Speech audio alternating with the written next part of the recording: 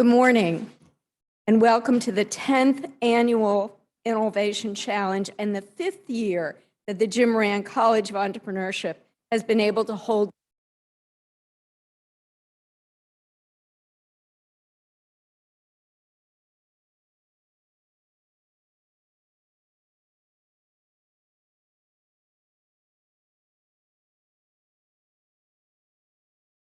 And these teams first applied.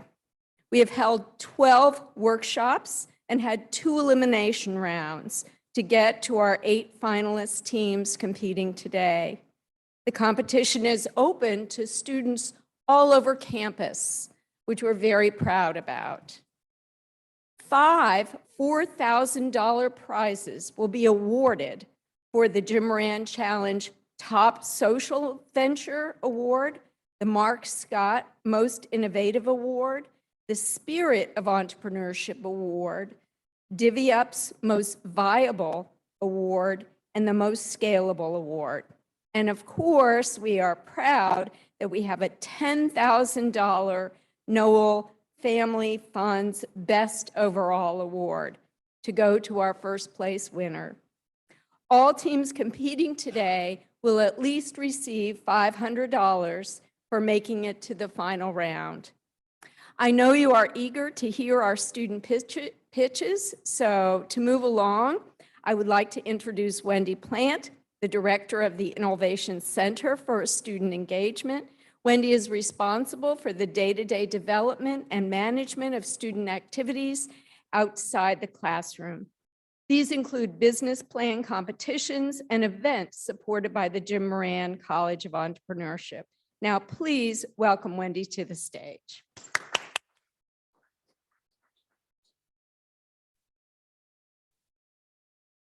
Thank you, Susan. So we're very grateful to all the judges that helped us get to this point and to the 6 judges who are joining us today. Sorry, my watch seems to think I'm having a medical emergency. Fortunately, it's okay. I could cancel that. So I want to introduce them now. Gary Brand founded Brand Furland Advisors in 1986. Their clients have had an economic impact.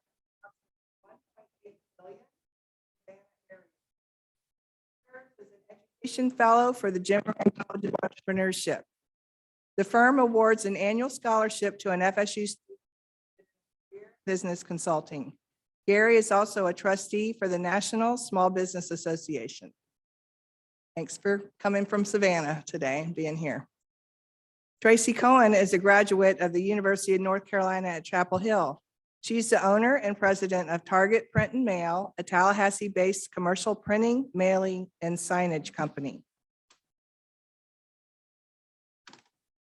Vince Knoll is a 1982 graduate of West Virginia University with a Bachelor of Science Business Management. Months before his college graduation, Vince's career took an early and tragic turn. Due to the stress of his growing fence business, Vince's father died of a heart attack on his mother's birthday. At the age of 21, Vince was forced to step into the family business alongside his older brother and widowed mother to pull the family business out of bankruptcy. Today, Vince is president and 100% owner of Alco Fence Company. Celebrated its 50th year in business and are one of the largest fence companies in the West Virginia, Pennsylvania, and Ohio area.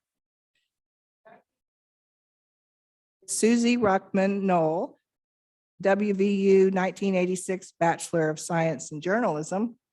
In the early 1990s in Morganton, West Virginia, Vince and Susie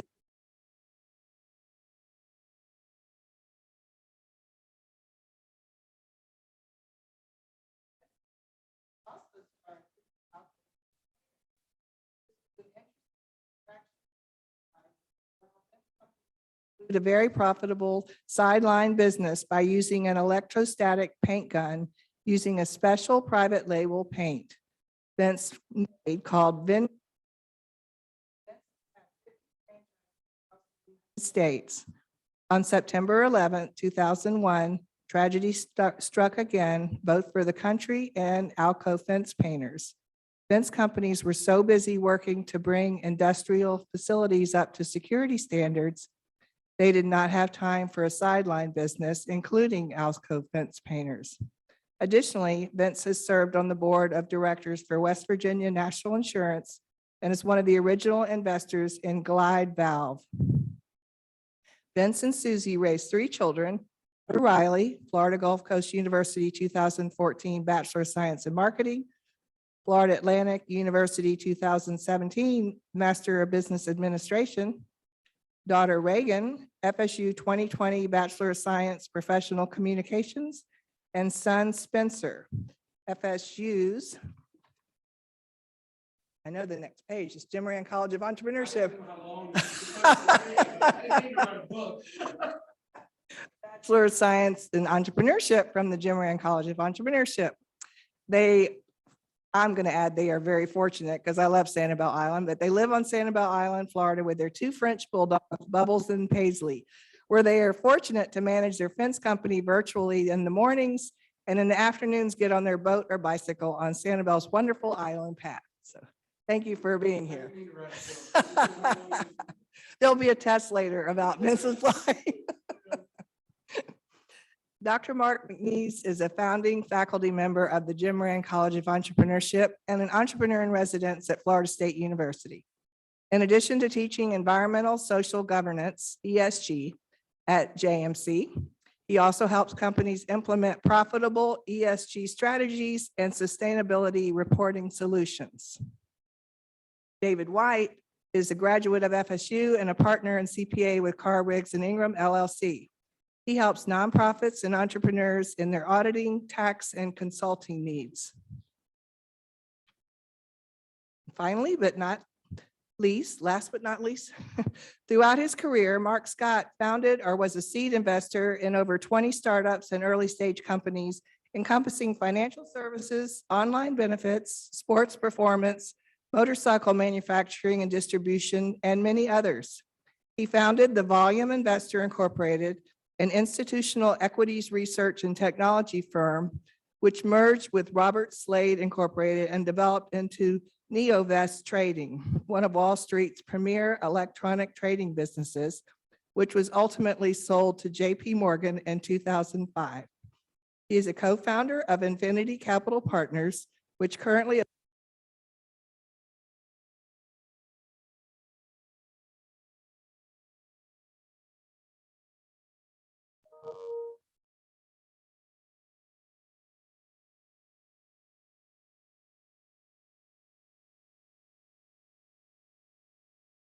supply and demand analysis by the Market Technicians Association, upon whose board he also served. His research has been used as a reference source for financial publications, including Barron's, Investors Business Daily, and the Wall Street Journal.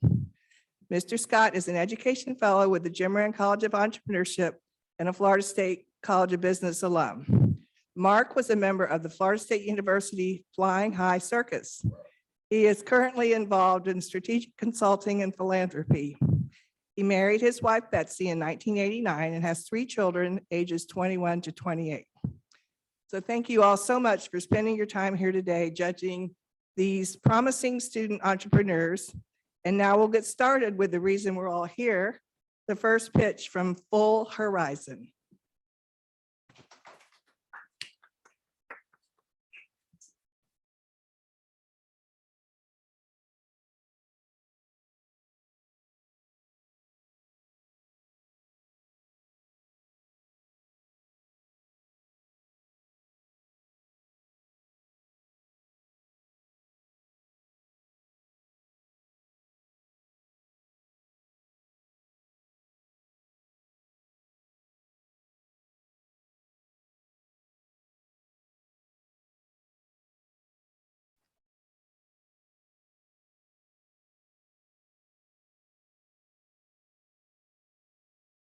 Lifestyle. Now you're probably thinking, there's so many jewelry businesses out there in the world. And the truth is, you're right. There's 19,300 jewelry businesses in the United States as of 2020. And the global jewelry market is valued at $300 billion. So what makes us so special? Well, we surveyed 50 women, and out of those 50 women, we found that heavyweight earrings was the #1 issue women were facing when it comes to wearing earrings. In fact, 78% of women valued the weight of their earrings over being hypoallergenic. And I knew there had to be a better solution. So I partnered with manufacturers to hand select earrings that weigh between 3 and 4 grams, which is about half of what our competitors are selling on the market today. Now, I danced for 11 years, and through that experience, I learned the importance of working as a team and attaining your goals. But I also learned a whole nother side of the world of criticism and just comparing yourself. I was constantly comparing myself to other dancers, and if I didn't look the part, then I didn't get it. But I realized I wasn't alone of trying to fit into the cookie cutter of what society wants. So many women compare themselves to photoshopped images of women, and there's a whole other list of women that post edited images of themselves to look better. But I was tired of seeing that, so that's when the idea of Full Horizon was first created. So to walk you through the process, so first we hand select earrings from a manufacturer that weigh between 3 and 4 grams. Then we intentionally name each design after an affirmation. Now, affirmations is a growing market, and we all know that mental health is more important than ever. In fact, affirmations were searched more times last year worldwide than ever before. So we named the earrings after an affirmation based off of how they look like. So this is our first collection, the Unstoppable earrings. And so it goes beyond just that, because with each earring, we also have a female-led business, brand, or passion project come on our podcast to share their stories, to be real-life examples of what it means to be unstoppable and what it means to overcome something that's really challenging. Then we move on and we partner with a woman artist out in Illinois to create our beautiful woman. So we have women with freckles, acne, feeding tube, and we even made one with a mask for the pandemic, basically to show what women actually look like and normalize our bodies, because we don't see on mainstream acne and freckles and people facing disabilities, which is something that we're looking to change. Our goal is that when they see our packaging and when they wear our earrings, they're reminded that there's a whole community out there rooting them on, and they don't have to change who they are in order to be deemed as beautiful in society. So if you haven't been able to tell yet, I'm super passionate about women empowerment. So when I first got this idea in June of 2020, I ran with it. I started and first launched in August of 2020. This is our first launch date, and we sold out of our Unstoppable styles in 5.5 hours. Since then, we've sold over 2,000 pairs of earrings and have grown a community on TikTok of over 13,000 followers. Now, our main sales channel right now is our online website, and we recently just opened up our wholesale 3 months ago, where we're now in 4 boutiques across the nation. And we're working on developing even more business partnerships, such as with nonprofits or other organizations such as sororities, to customize cards for certain events. And the best part about all of this is this has been done completely organically. No paid advertising whatsoever. And our story has actually been picked up on Fox 13 News, FSU News, Her Campus, and Voyage magazine. But we plan to continue this momentum. So talking back about the business partnerships, in March is Women's History Month, so my favorite month. So we're partnered with Danielle Laliani. She's the owner of 3 businesses for weddings, and we're launching a collection in honor of her to share her story and mend our communities together of powerful women. Then in April, we all know how exciting it is to graduate, so we want to be a part of that process and the transition into adulthood. So unlike being weighed down and tired and heavy earrings, they'll be comfortable and confident going to work with our earrings on their ears. Now in May, we also plan to launch our bridal boxes, which I'm super excited as well. So that way you can celebrate your big day in style and in comfort. And that way you can also ask your bridesmaids to stand by your side on your special day. But we also have long-term plans. So at the end of this year, we're going to be developing a women-made line for women supporting women artists. That way they can design their own earrings as well. We're going to be developing a brand ambassador program, and we're going to be rebranding so that way all our marketing is super cohesive. And in year 3, we plan on hiring our first employee and introducing hypoallergenic styles, which is the #2 problem women are facing. Then in year 4, we're going to be working on developing a content for workshops and events and holding panels in our first conference. And then eventually having our first ever custom style, which does cost a lot of money. And then in year 5, we plan on having a fulfillment center and a storage for our inventory as we're going to be growing at a rapid rate. So that way we can get out of the day-to-day task of packaging and really focus on the business strategy.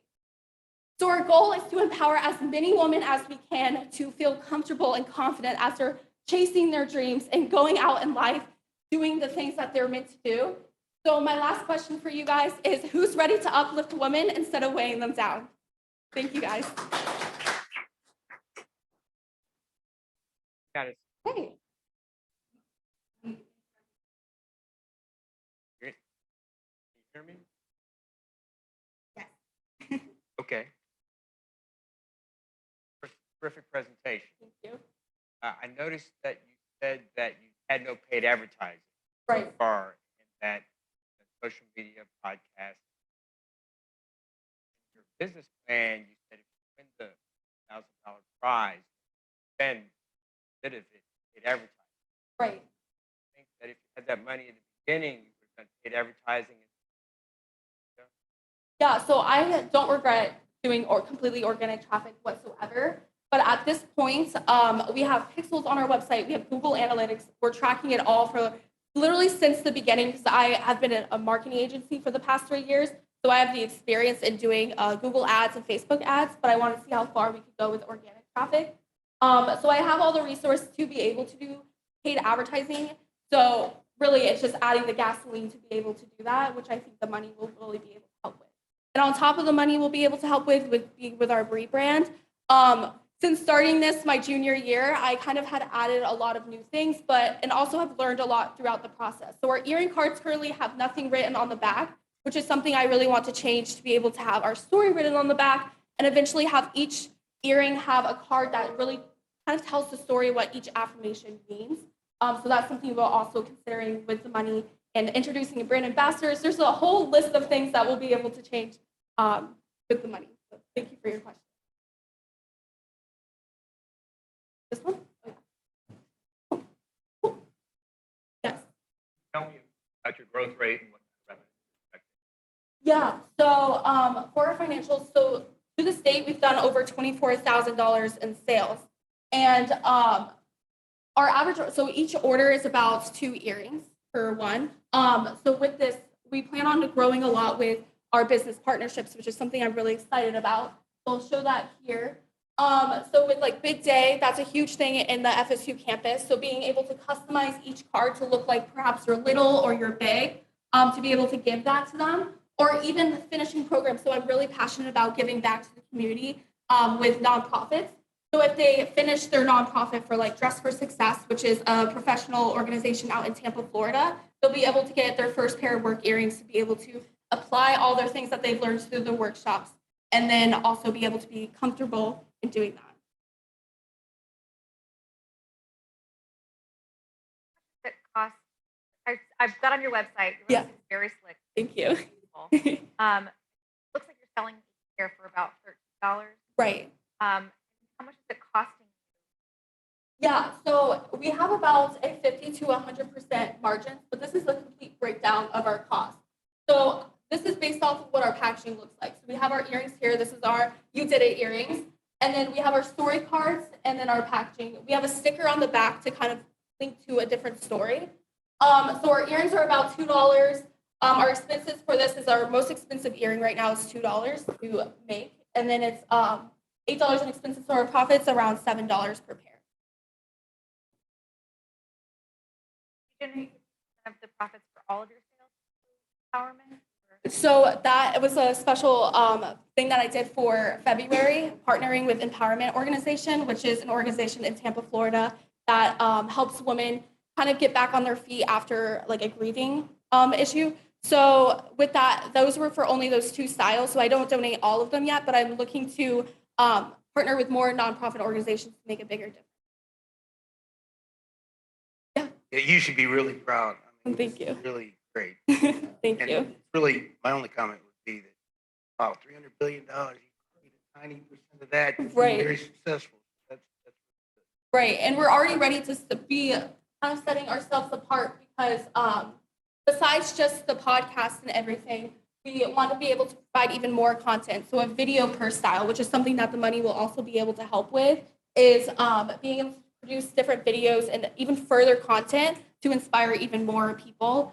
So as you can see here, this is like our earrings here, and then it'll come with a worksheet, a video, and a podcast. It would make the perfect gift, which is also something that we're like considering to dive into with our graduation boxes, being able to help with their transition, and then also partnering with other organizations that really maximize content.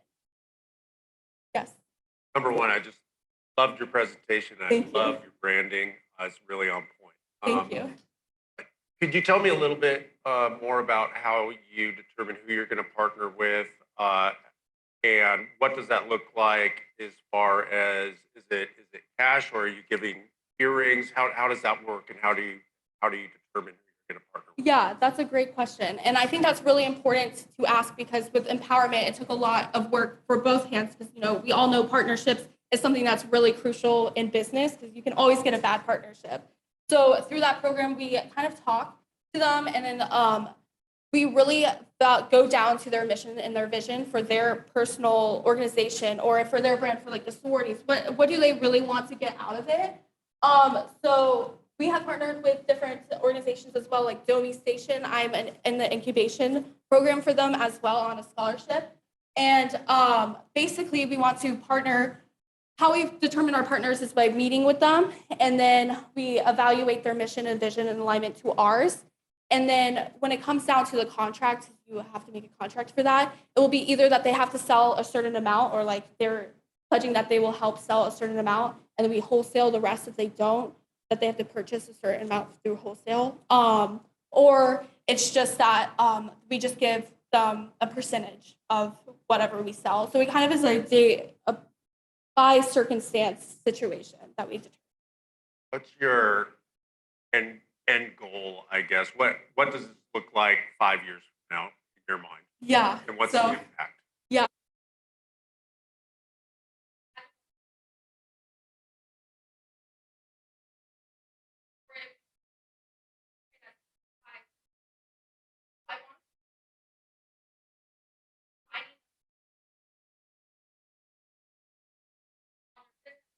Whatever their passions are, whether that's nursing, engineering, having different areas and content that really goes towards them. I don't know if you guys know of her campus, but it's a huge like article producing like organization on campus. And so that's something similar that we would want to do is eventually host conferences on different workshops. That's the dream, is to be able to become big enough to host conferences in a community. That answers your question. Okay. I have a quick question. Yeah. If you go back to the schedule of the next 3 months or Oh yeah. March, April, May, Right. are you already planning on being entered into more boutiques in April and May, or is that just the goal? Or Yeah, that's a great question. So that's definitely the goal. And I'm in talks with 3 boutiques right now in order to do so. We sell our wholesale on Fair Wholesale. It's just kind of like a big, it's kind of like Etsy, but for retailers and wholesalers to sell on. But we're in 3 talks to boutiques in the Tallahassee area because that's something that I would definitely want to reach. Because right now we're all in different, I don't know how I ended up in Kentucky, Ohio, Tennessee, and Georgia, and not in Florida yet. So that's something that I'm ready to change. Thank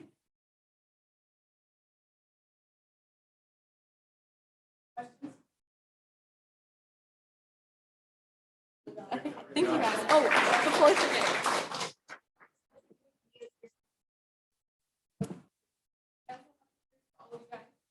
Your daughters.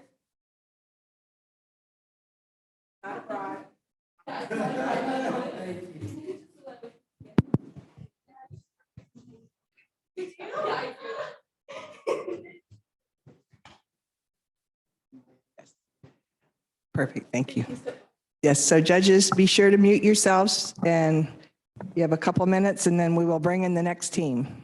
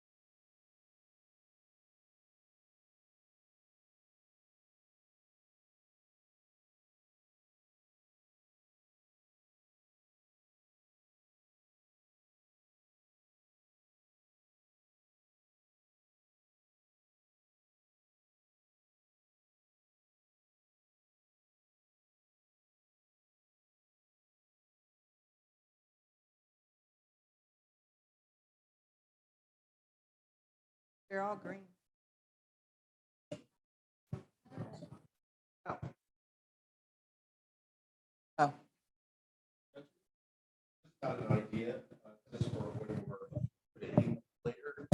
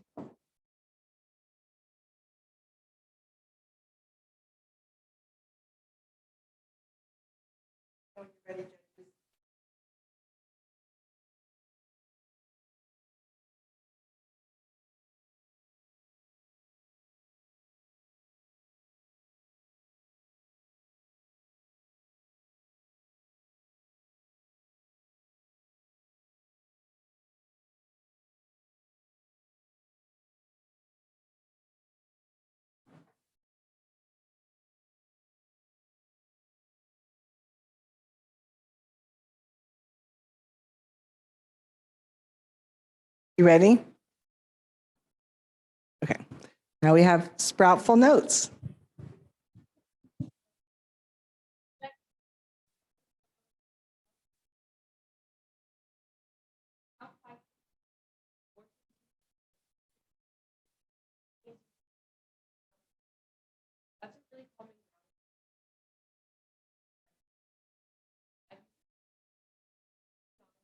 Doesn't work every time, and it doesn't work for everyone, which is why I wanted to create my company, Sproutful Notes. The numbers behind me represent 1 year in the United States. You might have missed hearing this with everything that was going on, but in early 2021, a national mental health emergency was declared in the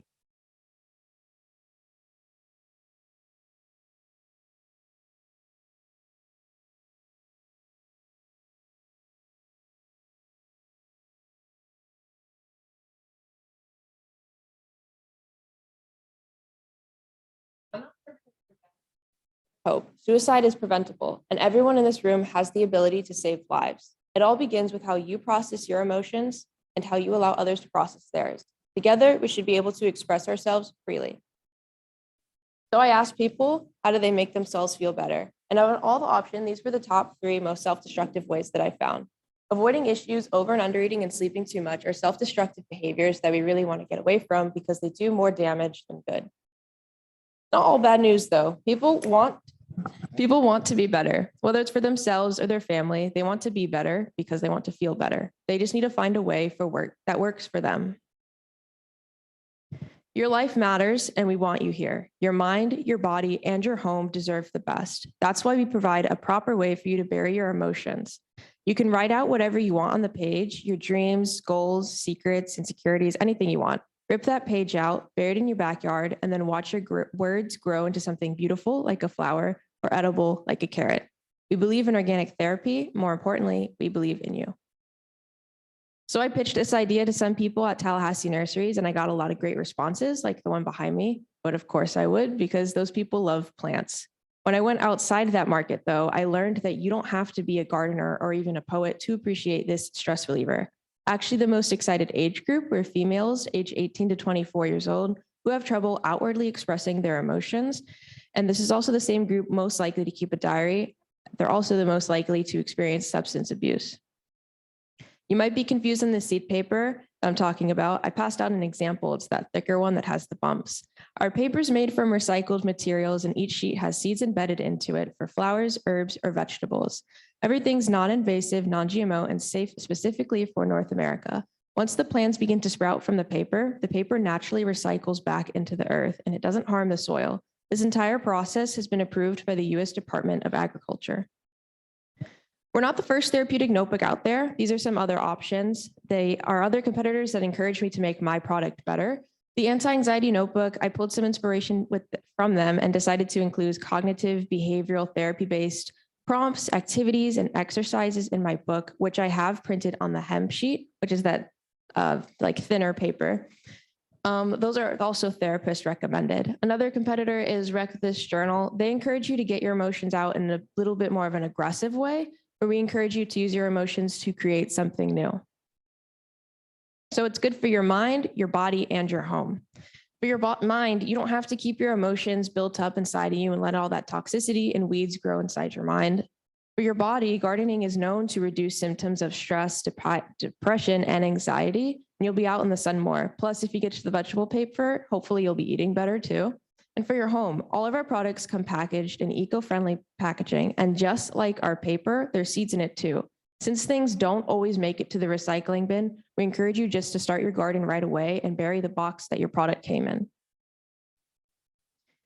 I showed you some examples earlier, but this market is growing, which is why I would want to get aggressive in the same marketing channels as my competitors, but then some unique ones as well. So for example, these are my 2 revenue streams: selling to individuals online and in stores like bookstores, Urban Outfitters, Tallahassee nurseries, but then also in markets like Market Wednesday here on campus and Farmers Market.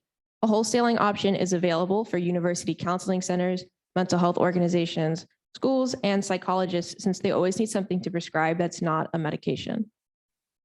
With each purchase, you'll have the option to donate to either the American Foundation for Suicide Prevention to help save lives, or you could donate to Big Green to help feed bellies. They're a nonprofit that encourage people to grow their own food. The other organizations you see here are ones I hope to partner with soon, starting actually locally with Cali Flow and a carrying clinic. Those are businesses owned by Taylor Drew, a local entrepreneur and nurse practitioner who backs Sproutful Notes 100% and our mission to improving your mental health through writing and gardening. I could get a lot out of the $10,000. Starting with my initial inventory, it cost about $12.50 to make one of these notebooks. And I'm looking at starting with about 100 for my initial inventory. This will also help me get all my ISBNs and any barcodes associated that I need so I'm able to actually sell my book in the bookstores as well. I'm also looking at getting some manufacturing and non-compete contracts with my manufacturer. And then for going to market, this will cover all my first year vendor fees. I'm a senior at FSU, so once I graduate, I'll have to pay for Market Wednesday, so it'll help me cover those costs, and then also costs associated with farmers markets. And then for team, as you can see, it's just me up here. I've had a few friends, they're not FSU students, help me out with this project. But I would like to establish a more concrete sales team so I'm able to say Sproutful Notes in your local farmers market. My name is Allison Pena. I'm the founder of Sproutful Notes. And the last thing I'd like to say is your mind is your garden, your thoughts are the seeds. You can grow flowers or you can grow weeds. Thank you for your time.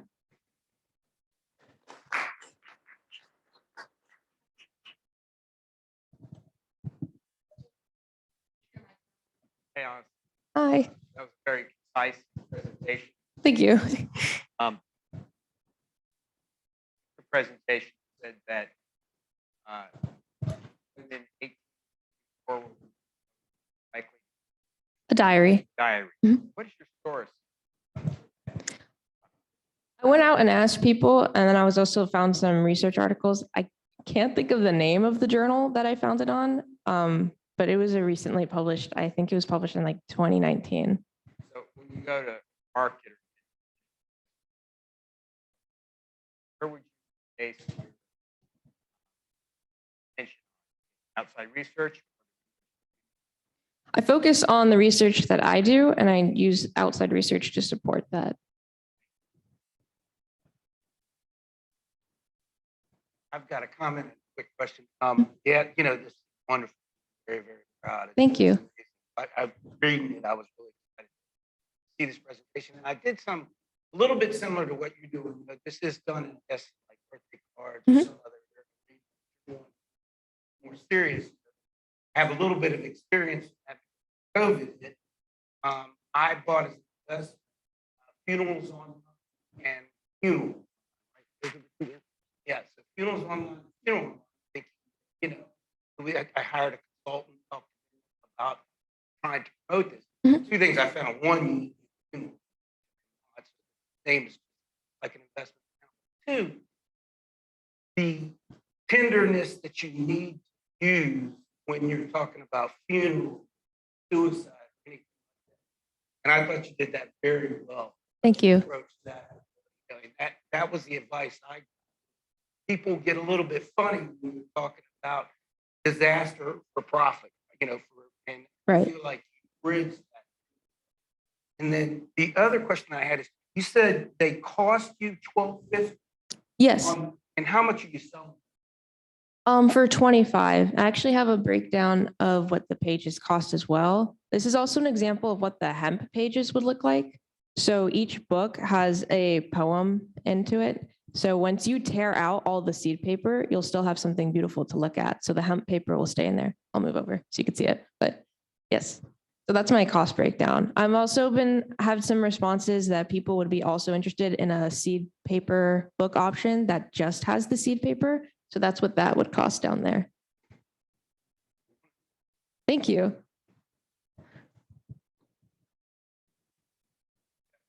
Yes. Makes the paper, is that, a little confused on that, is that you buying some paper?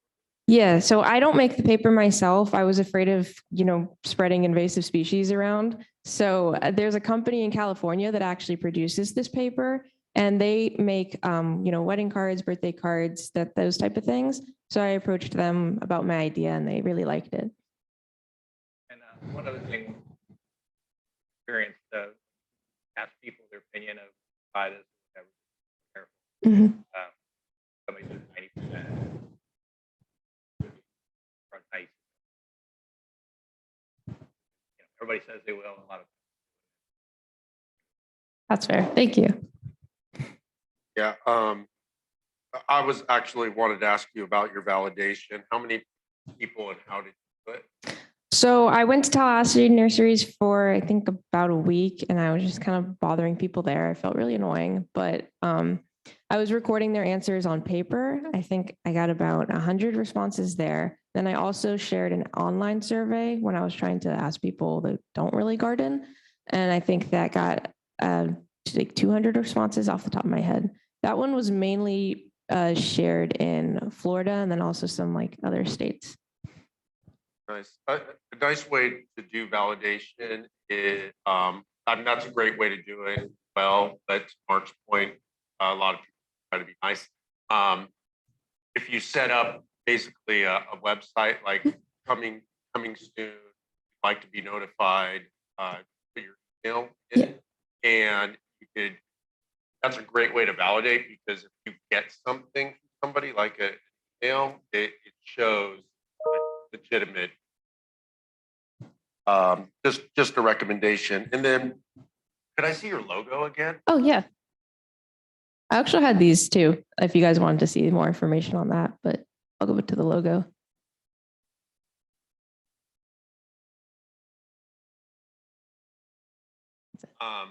This is just a suggestion, maybe adding a semicolon somewhere. I like that. Would be a really nice connection. Right. I really like that. Thank you. Are there any other questions? Where are you in the sales process? Are you able to actually sell products right now? So how much is that process? I actually haven't sold anything yet. I'm waiting actually to get money from this before I order and start selling. I'm looking to have a soft launch like early April and then officially launch April 22nd, which is Earth Day. And April is also Mental Health Awareness Month. So it kind of fit up perfectly. This may be tailor-made for starter, so you basically get pre-orders for it and get some revenue. I would recommend really looking at that. Okay. Outsourcing, regardless of what happens here today, that might be a really nice way. Thank you.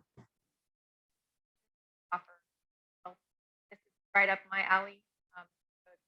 So I'll let you make the book. It's hard to do that stuff without equipment. So rather than invite you in to show you how it would. That's awesome. Thank you so much. Oh, cool. Thank you.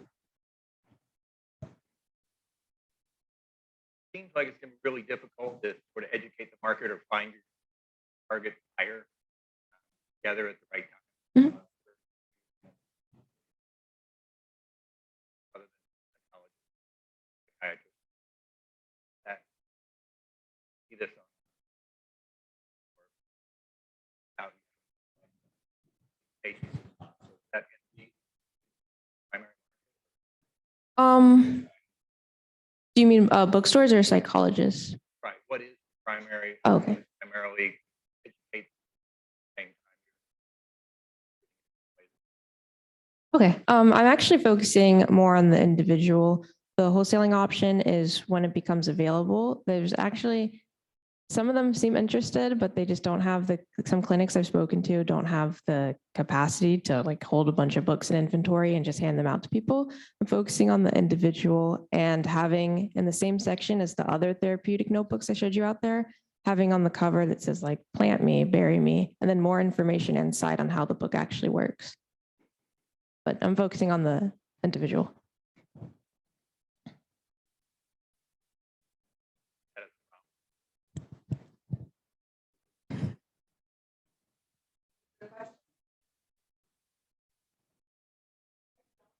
Thank you.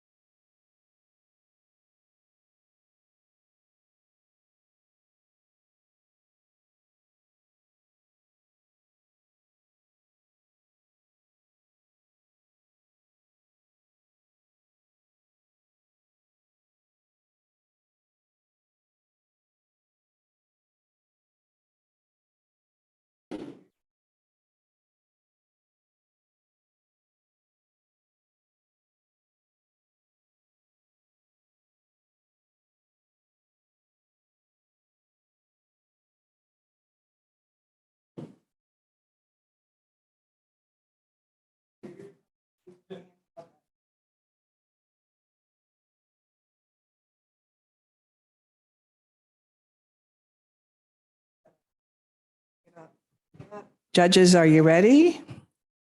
Okay, next we have bullseye.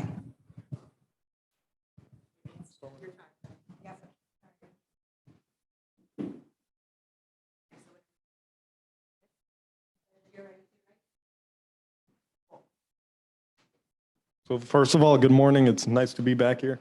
And then my business is Bullseye.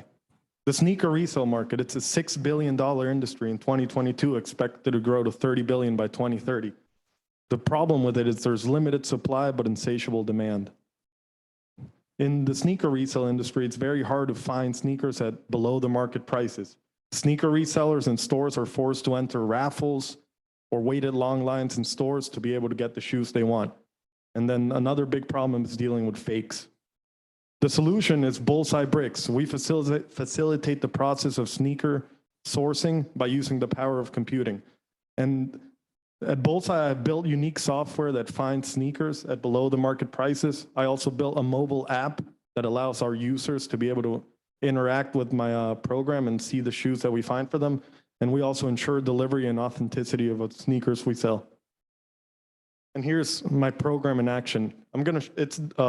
First of all, it's gonna show you the StockX, which is the market value of a shoe, and then it's gonna show you my program finding it under the price of the market.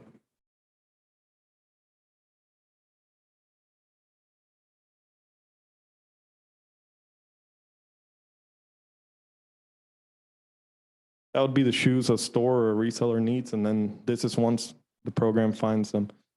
And then it's about to show you the link. Here we go. That same shoe, the market value is $223. So I found it for a little less.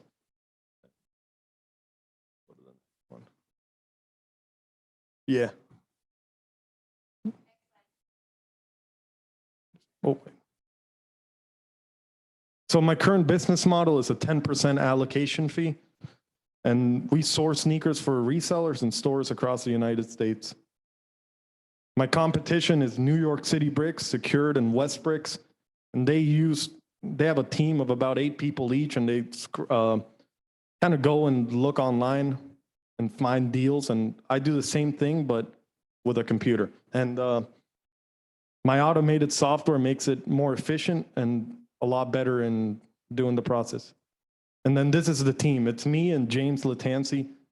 He used to go to FSU, but sadly he dropped out to pursue the sneaker resale thing. And he opened 2 stores up in Pennsylvania and Delaware. So he's a real great addition to the team because he knows what he's talking about. And then my company goals by the end of 2022 is to supply 20 sneaker stores. Right now it's about a quarter through the year and I'm at 4, so that would be almost a quarter of the way there. And then I also want to offer a subscription service for sneaker resellers and also focus on sneaker investments. And the current status, I'm supplying stores to the 2 Bullseye sneaker boutiques in Delaware and Pennsylvania, Showtime Sneaker Boutique in Newark, Delaware, and Pick Tallahassee as of the last month. In January, I had revenue of $30,000 and February, $35,000. And by 2022, by the end of the year, I think I could easily do $360,000 to $500,000 or even more. And the use of the funds that I will get today, it would be more computing power to make my process more efficient and also a little more widespread. And I also want to develop a software development team. Any questions?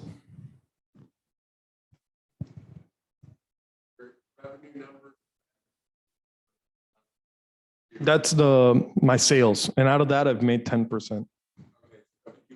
Yeah, sure. So you netted out at 3,000.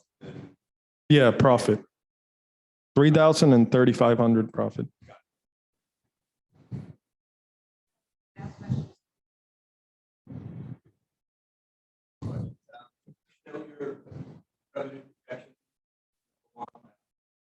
Number 2, on your software, you showed the thread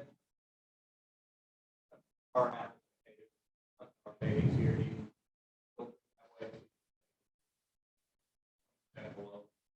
So I'll do on the app, as you can see, it's at first I'll show like shoes needed. So a store or a reseller would update the shoes they need at the price they want. And then once I find them, I'll show them the price that I found them for. And I don't show like a percentage, but if you're someone looking to buy them, you kind of know how much lower they are. Yeah, I understand what you mean. Hmm. Hmm. Yeah. So you are not selling like a normal individual application, No, selling it just kind of supplying people that can move their the product. right. And you have a contract with them? Like, could they just drop you at any moment, or are they committed to your product or program? I think they're committed to using my product because there's no one else that could probably supply them with those shoes at that price, and it's worth it for them and worth it for me. 10% pretty common. Because eBay charges 8.5% or 8%, somewhere around there, plus tax and all that. And then StockX, it's around 13% plus other fees, which equals out to like $20, 20%, I mean. Got a couple questions. First one's a real dumb one. But are some of these used, or are they new, or, I mean, I'm not familiar with this. The ones I sell are all brand new. Brand new. Mhm.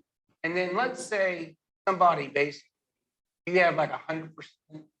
And by the way, it's a great concept. Yeah, sure. It's awesome. But do you also have like 100% money back guarantee or anything like that, just in case somebody says, well, you know, there's something on here. I imagine people probably get a little picky with anything. How do you handle a return? How is that? So most of Probably. yeah, sure. Most of the shoes I buy are straight off eBay or a couple different websites like Foot Locker or Champs and stuff like that. So they wouldn't really sell you shoes with defects. And I haven't really gotten a return, but I do have a warehouse in Delaware where I store shoes that are investments that will go up in the future. And if anything were to happen, they could ship it there and I would hold it and see what I do and give them the money back 100%. I liked how you shared app. Made it real. In your business plan, you mentioned you had developed revolution software. What aspect of the software has not been used for this type of product? So I think it's revolutionary because no one else has it. And my competition, they have people instead of computers working. And my whole idea was to make it very efficient and be able to source sneakers for all the sneaker stores in the US efficiently and make them happy and make myself happy when I make that profit. So it's the use of the software. It's a use. itself. Mhm. Thank you. Okay, so at first I was like, how do you differentiate yourself from a goat? Then I realized you want to sell. That is I want to sell to sneaker resale stores where they sell, like let's say a shoe on GOAT sells for 300. They would sell the shoe for 400, maybe 450. So sometimes I'll buy a little under GOAT or StockX, but it's still worth selling to stores because they can charge a lot more than online can because the shoe's right there and they can get, like buyer can get it right there. oh, okay. That's the dumb question. Why bricks? That So bricks, it's in the sneaker resale market, it's kind of a shoe that doesn't move. Like you can't sell. And with James, we were in Chicago in like a sneaker resale event. And we had the idea because New York City Bricks and West Bricks, we were using that those programs and they would just give you a bunch of bricks of shoes that didn't move and kind of tell you like, oh, maybe if you buy them, they'll go up in 6 months. And I'm like, it's not worth it. Let's just make it more efficient and guarantee people that their stock will actually be worth something in a couple of months. Sure. Well, the 10%, you say you make 10% on that. And I'm assuming it's just you right now. Mhm.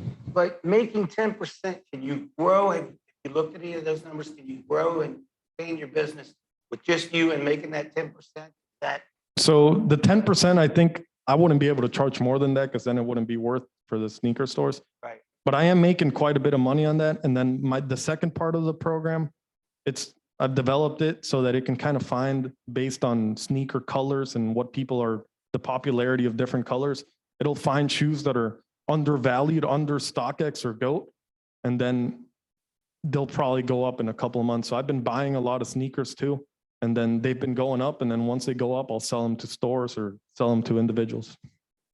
Yeah, that leads me to a question about your cash conversion cycle. Sure. So what's that look like? What do you mean by that? Once you buy inventory, when do you see a return? So I'll buy inventory, let's say today, and then all the stores pay me halfway through the month and at the end of the month. So I won't even go through like a whole credit card cycle. I'll just put it on the credit card and pay it off at the end of the month. So it will take like probably 2 weeks to get my money back. And if not, the sneakers are still worth what I paid for them. So I could sell them and make my money back. So I'm also not, I mean, I'm familiar with the resale sneaker, but market. How long has this market been established? And is this a trend or is this something that proven that it's going to have longevity? I think it's going to have longevity. I mean, there's thousands of sneakers resale stores now in the US, and it's only growing. And big companies like Louis Vuitton and Gucci, they're partnering with kind of the sneaker resale market, like Virgil Abloh. He sadly died a couple months ago, but he's kind of this off-white. He's in the scene. And if Louis Vuitton and all these big companies that are luxury are already partnering, I think it's going to grow. And I think for my generation, it's going to be the Gucci and the Prada, but like that level of luxury in our generation. I think the sneaker resale market's going to be that. This is just a seed for thought. Blockbuster had thousands. That's true. Everything must die at some point, but I don't think it will be in my lifetime. How long have you been in business and developed you actually developed, did you develop? Yeah, I developed the program. It took me a couple of months. I started in January of 2020. And then it took me almost a year to really get it going. And the first goal was to start doing like a resale group and provide people with bricks. But then I found out that it was way more profitable to actually buy the sneakers and sell them in the beginning of this year. So that's why I've started making some sales finally this year. I really like what you created. Is there a potential that you can use what you created for other revenue streams? There are other things like sneakers out I think there? there is maybe reselling sports cards. And then Could you do it with cars? you could probably do it with cars, but I have no idea how the car business works. And I'm focused on this because I know the market and I know where to sell everything. Program, you're able to do this. So I use Python and basically I scrape different websites to find sneaker deals. And my main website where I find the market value is StockX. And then I compare the prices that I find to StockX. And then if it's lower, it checks it off and sends it to like my email.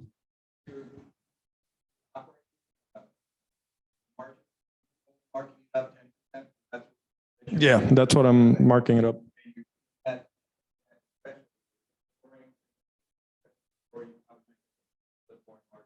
Most of my product, I don't even hold for inventory. I just ship it directly to stores. And once they get it, every 2 weeks, they'll pay me. And the stuff that I have bought for investment, I think it might double. So there's really no way to say it. I think the sneakers I bought for investment over the next 6 months are probably going to double or go up a little. So I think that's an extra. I do. 2, really. I see the sneaker investment and just selling to stores is the 2 best for now. Real quick, Sure. how many hours a week are you working to sell this? Probably 20 hours a week because the program does most of the work, but I have to kind of just make sure everything's right and make sure the stores are happy and they get everything they want. Awesome, thanks.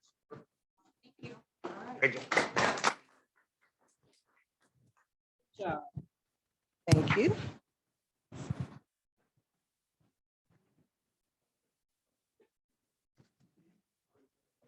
I don't like not too much.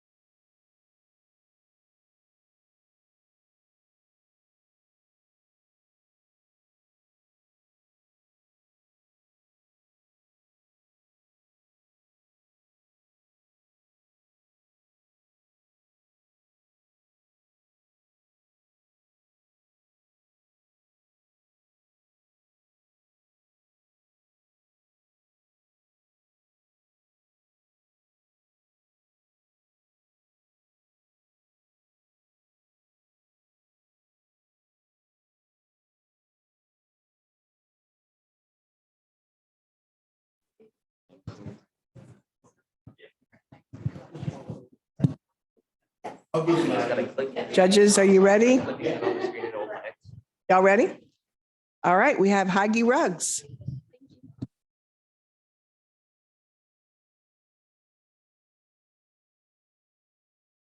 All right, hello, my name is Gabriel Mastochulo. Hi, I'm Samantha Salstein, and we're the co-founders of Heige.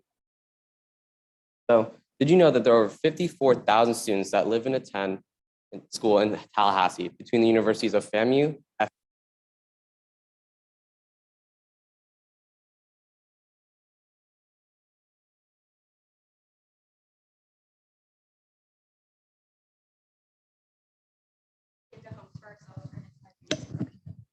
Based on our experiences in the dorms, they kind of look like prisons. So approximately $6 billion is spent annually in attempts to personalize dorm rooms and apartments across the United States. Parents and their students typically go to stores such as Target and HomeGoods to purchase generic decor that most of the time ends up being thrown away at the end of the year. Heige offers a solution of customizable handmade rugs and mug rugs. We work one-on-one with our customers throughout the entire process to ensure that the goods that they're getting are able to make their images come to life as usable pieces of art. And we also offer a non-slip rubber backing for durability and reliability as seen in this image. So we currently offer our products to the B2C market, which includes college students from room decor and non-college customers from room decor and or gifts. Here you can see some of the products we've done in the past. In the first photo, you can see a piece we did for a customer alongside Frankie, our mascot. In the second photo, you can see one of our mug rugs that we made with our packaging that we were able to sell at the JMC Expo last fall. And in the last photo, you can see a custom FSU piece we did for a customer featured right in front of the historic Westcott Fountain.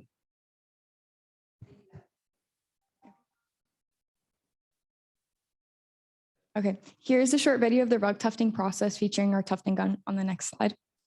We offer both a loop and cut pile option for different textures. And this is a piece that we're currently working on for a customer in Miami of the Interstate 95 sign.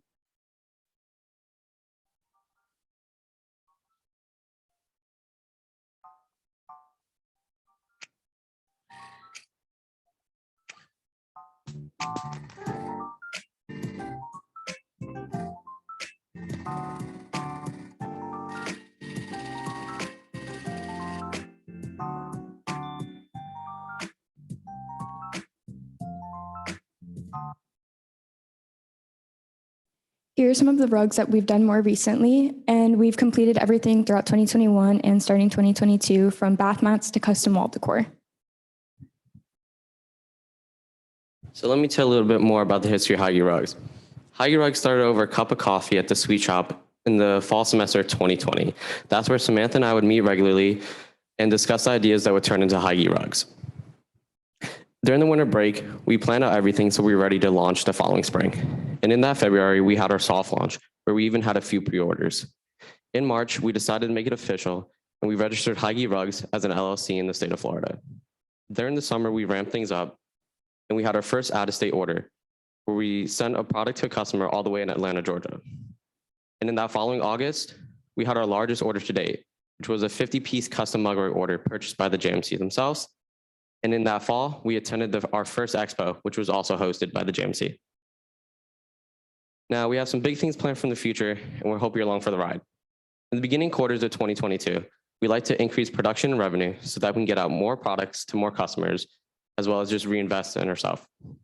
In the latter quarters of 2022, we like to launch our website and our marketing campaign. Previously in the past, we tried launching a website using Shopify, but didn't have the knowledge or time to do so. But now we're ready to take Heige Rugs to the e-commerce platform. And as for our marketing campaign, we like to facilitate this using programs such as Google Ads and Instagram ads, so we can bring in more customers to our website and to our Instagram page. And at the very end of 2022, we like to start research and development on an automation process. And this process will allow us to cut down on production time and generate more revenue. In the beginning of 2023, we'd like to find a suitable workspace so that Samantha and I can move out of our bedrooms and into a more professional space. And at the end of 2023, we'd like to start work on this automation process by finding a vendor or company that's going to help us design and manufacture this machine. And at the very beginning of 2024, we'll be ready to take on team members so we can grow from a 2-person college project into a full-blown startup. We've recently been experimenting with some B2B marketing and have been working with other entrepreneurs like ourselves to recreate their logos as rugs. So these are 2 example products that we made for Gas Money Inc. and the Clean Cup Brothers. It's been a really rewarding and knowledgeable experience getting to network and know our peers. These are some of the rugs that we've also done more recently. This top image is our largest rug to date and is 3 feet by 3 feet in diameter, followed by our Amy rug, which is an example of some of our lettering in our loop pile option. And at the bottom is a custom piece of wall decor that is actually in Gabe's room right now. And finally, on the other side is our first FSU rug that we actually created and altered ourselves and is one of our bath mats.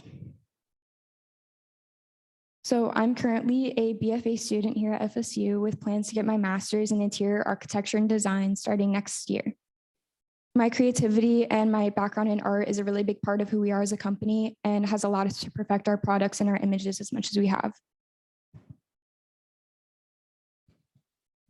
I'm currently studying commercial entrepreneurship in the JMC, as many as you know, and my plans for the future are to grow Hygge rugs to a suitable size for exit so that Samantha and I can make profit and I continue on with more ventures in the future. I'd like to leave you guys with a question. Would you let your child or grandchild go away to college without a Hygge rug? Didn't think so. Thank you for your time. Stand together. Gabriel or Sam, you may have said this. What are your sales today? So our sales as of right now, for all of 2021, we did $2,500 or $2,400 in revenue approximately, and that's between 20 to 23 sales in total for the whole year. So let's say the Amy rug, what did that retail and what were the costs? We sold it for, that one was 78 and it cost how much per square? So it's $3.11 per square foot. So it was approximately like 17 and change to produce the whole thing, with the retail of like $78. Way too, you're selling it way too. Yeah. That include labor? So the funny thing is about labor is we've been adjusting our prices ever since we started in the beginning of 2021. We haven't calculated in labor yet. And I would say our reasoning for that is because we're not paying ourselves and we're not paying somebody else. And I know that doesn't really complete like the full cost of goods because we do have to account for labor. As of right now, we just haven't because nobody's getting paid for labor, even though labor is happening. So we are looking and willing to increase our prices for the next quarter because we're only getting more and more customers and more, we're just getting more attention and attraction from new people. So we might be willing to adjust our price scheme and our pricing. Samantha and Gabriel, like the TikTok video, Thank you. are Thank these you. rugs washable? So because they're handmade and we use a very specific waterproof type of glue, we do recommend hand washing them just in case. I mean, you could wash them. The coasters, I would not recommend doing that just because they are backed with cork, but they are spot washed. So I may have misunderstood something. So you said your sales in 2021 were about $2,400. What were they in 2022, 2023? Well, 2022 just started, so we've had 2 sales. 2022, yes. So far, we've had 2 sales today. We're actually both completing them. In total, they're approximately $350 in sales, but it's under in revenue as of right now because we haven't finished either of the products. What's the investment in time? Yeah, and we actually have a slide for that. So currently, we're using something like this is something we want to get to on a smaller scale, which is something like the gun you saw in our TikTok. But this is something we'd like to get to in the future. So an automatic tufting system. This is currently one out of Sweden.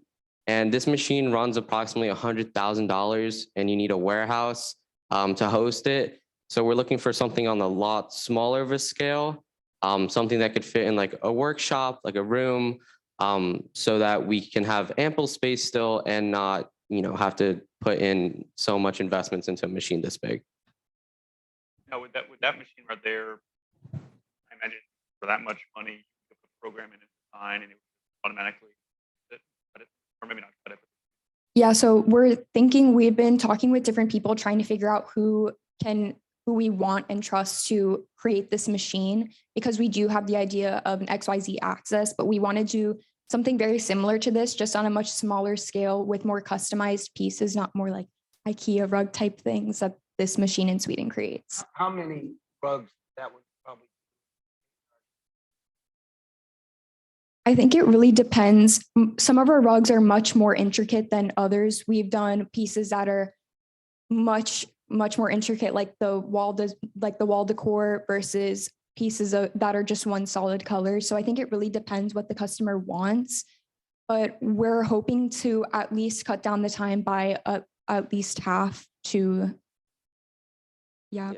probably about half is what we're assuming. So right now, to take a logo and bring it to scale, are you drawing it out by hand and then buying it? Is that? So we use a projector, and after we create the images and work with our customers to make sure that the images that they want are what they're going to get, we use a projector and we flip the image and reverse it, and then we trace it just with a marker, and then we tucked it from there. That way we're able to really control the size of the piece and where we want the lines and where we know we want certain colors. What's the amount of time that production? Dealing with the customer, getting the logo, and how much time do you have in that? So usually we contact our customers or they contact us through Instagram direct messaging. That's usually how we do our consulting for our customers before we get to the production stage, or by word of mouth, it depends. We've had some customers contact us through our email.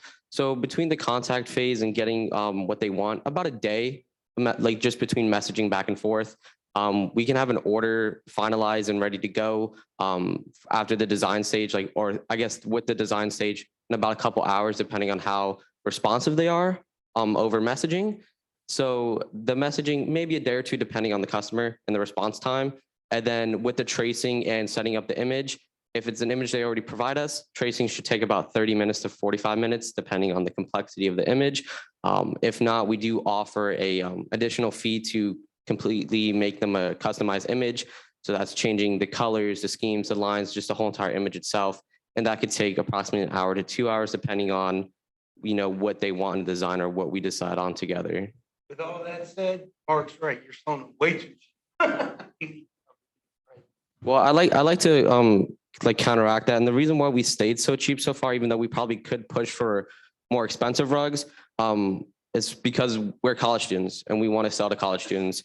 And we have raised our prices, and we also offer a 20% student discount. But as for regular pricing, we do typically price rugs a little bit higher for B2B, that what we've done in the past.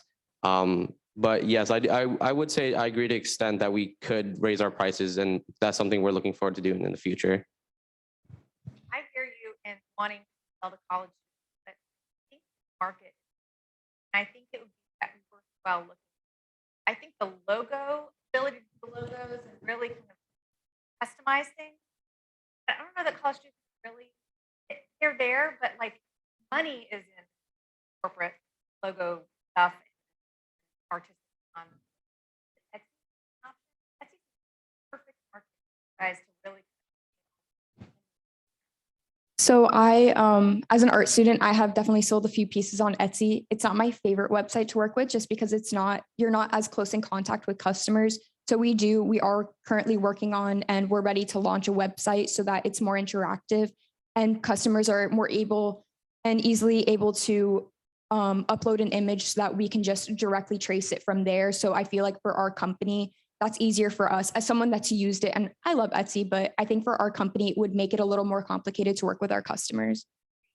For you, but I'm saying Etsy has, like, so people are going to find Etsy where they find.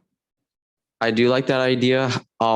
I think besides like Samantha, my reason for not wanting us to go to Etsy is also because Etsy, you can find just about anything on there. So if you look in rugs, we might not be the first company to come up. So just like redefining ourselves and defining ourselves as our own website with our own domain on something like Shopify would kind of make sure, maybe not everybody's going to see us in a general search, But when we do start coming up in the search domains, then I'd like that better than just being on a website with, you know, numerous and hundreds amount of people who could sell the same product. Valid. And where are you in like how close? So yeah, we're kind of we're working out like the little issues with it, just because it is more of a complex thing to upload an image and submit it to us and us receive it. It's a little more complicated. But once we work out that, probably like a couple months of us just like being ready. Are animals like dogs, like pets, is that too complex for this technology? It's funny that you say that. We're actually we're in the process of making a rug with her dog's image. What we do is we kind of like simplify it down to like just blocks of shading and line work to make the image, I guess, easier for us to produce. So that's something we could do and we're actually trying to do right now. It wouldn't be an exact like detailed image of the animal, but that's something we're working on right now. So it's possible. I know Divya socks a lot of, in fact, I'm wearing some right Yeah. now, of dog and cats. I think with my background too, like that's something that I'm very good at, and I know that I can easily and quickly recreate animals and stuff as rugs. You spend a lot of money on the dogs and I think a lot. Talk about your company real quick. You were talking about the corporate market. That I know a lot of people.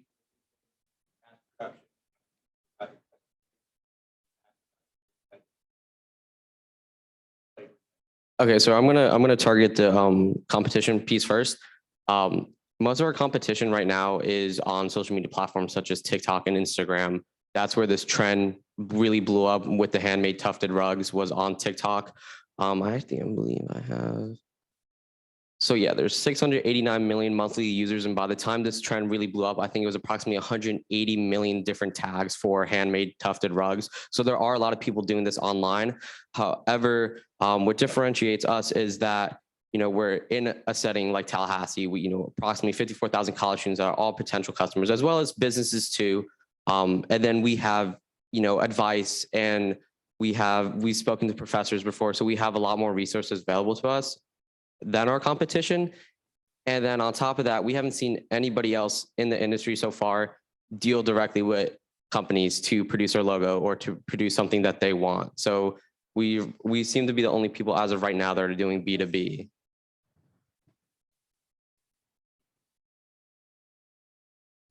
Thank you. Thank you.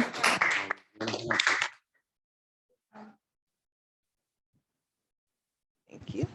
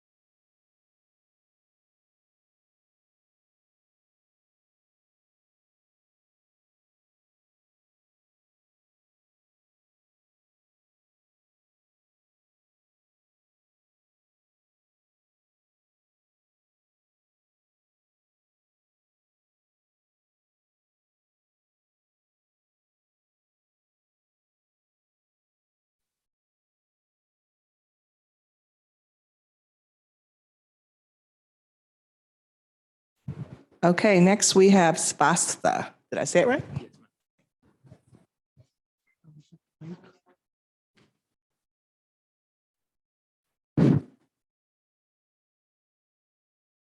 Yeah. Good morning, all. We are Swasta, your health data at your fingertips. And my name is Jayaprakash Reddy. And today I'm here to uh, solve the problem on a few problems in one of the important sectors, healthcare sector. And the problems we want to focus here are medical errors, emergency preparedness, and data breaches, like healthcare data breaches. And coming to the medical errors, according to USA Today, medical errors are the third leading cause of deaths in the US. And the numbers are like 250K per year. And according to WHO, World Health Organization, 3 million people are estimated to die globally because of medical errors. And most of these errors are preventable. And the main cause of medical errors are wrong medication and misdiagnosis. And the last one is miscommunication. Wrong prescription and false treatment comes under the wrong medication and misdiagnosis. And coming to the miscommunication, miscommunication is possible whenever a patient get readmitted to the hospital, or whenever the patient get transferred to the different hospital or a different practitioner. Due to the lack of communication between the practitioners, the miscommunication is possible, and miscommunication also leads to deaths in few cases. And coming to the emergency preparedness, during the emergency time, emergency medical technicians and paramedics expect few details from the patients, like whether he or she has any allergies or whether he or she is consuming any medications, and if she or he have any chronic medical conditions like IBP, heart disease, and diabetes. And coming to the third problem, healthcare data breach. Expert says that hacker pays around 25 cents per a credit card, and the same hacker is ready to pay up to $1,000 per medical record. And it shows how the medical records are important in real world. And this is a cost of healthcare data breaches per year.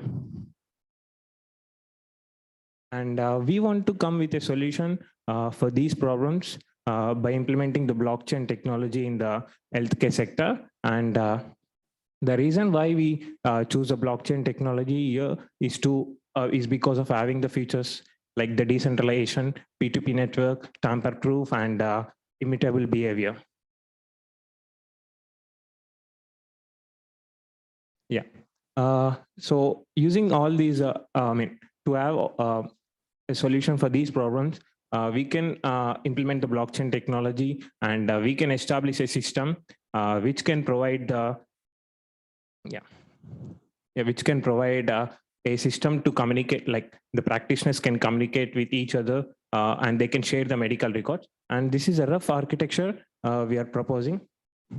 You can see on the left side, the practitioners and the patients can access the records once a biometric verification or other type of verification is done.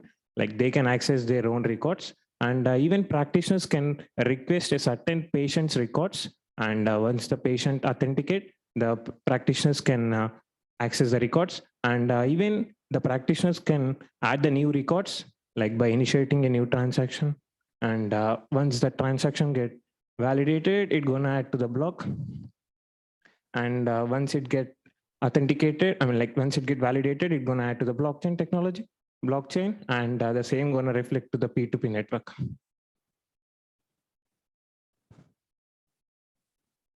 Coming to the usage of the prize money, we are majorly using it for the development and deployment of blockchain network and testing it. And the remaining in that we are going to utilize the 20% for the research purposes. It's mainly to optimize our system to increase its efficiency, and make it equal to universal storage of medical data, which is one of our future aims. And the remaining money, we are planning to use it for establishment. And coming to the timeline of development, currently we are developing the blockchain network, and we are planning to collaborate with small scale clinics and also companies related in healthcare IT industry and provide our software services to them. And going forward, we would like to start our primary operations, which include directly serving the clinics. We are planning to start with serving clinics with more number of outpatients and also develop our own infrastructure for that. And going forward, we would like to expand to the entire nation and provide our services, no matter the size of clinic. Coming to the market value of EHR-EMR, currently it is at $25 billion. And by the end of next year, it's going to be around $30 billion. And it is predicted that by end of 2028, it's going to be around $50 billion industry. And the current market growth rate is around 5.4%. Initially, we are planning to collaborate with companies like Epic. We are choosing Epic because Epic has almost 50% of United States medical data in their systems. Like there are like almost 100 million people or more than that. Data is present in Epic systems. And after collaborating with them and targeting 10% of their services, we are estimating at 550K. And the revenue sources are primary sources and secondary sources. Secondary sources are serving insurance companies or government organizations validating medical records and serving them by providing our services. And others are primary and collaborative, as we have mentioned before. And our competitors, Epic and ModMed, we don't have data breach possibility. And we have blockchain integration, we record the diagnosis, and all the three companies have the core aim of recording healthcare data. And we are better than them because we integrate blockchain. Our main aim is to save as many lives as possible by providing speedy and reliable data during emergencies.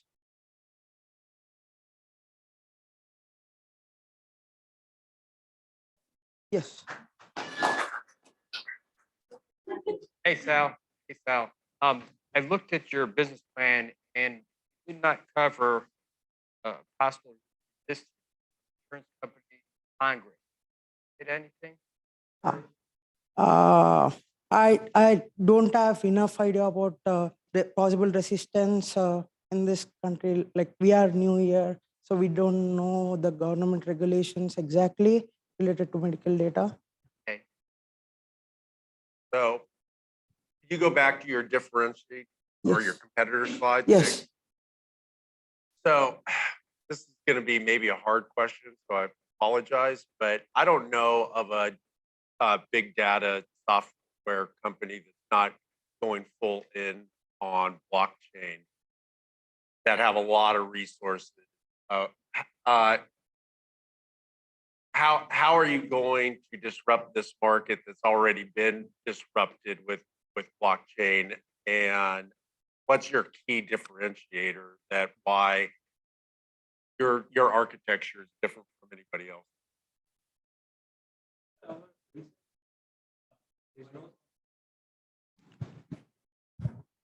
So as per my research, there's no current system which gonna record the diagnosis and which gonna use a blockchain technology in their EMR.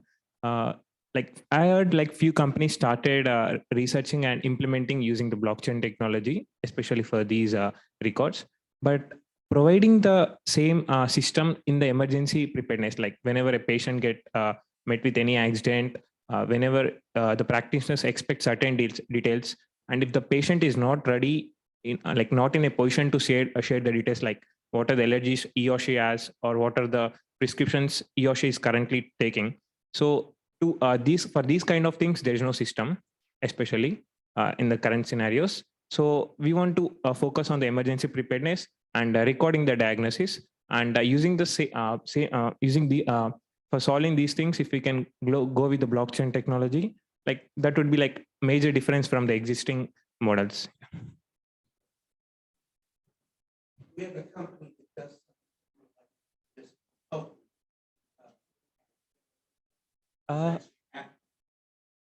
One of the things that they, one of the biggest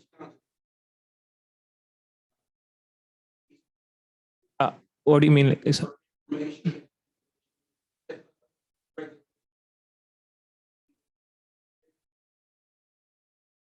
Yeah, yes, it's not easy to get access of all the patient's records easily. So, but as our main intention is to save as many as lives, it's like our main priority. Yeah. Additionally, we could also collaborate with existing companies to provide our services.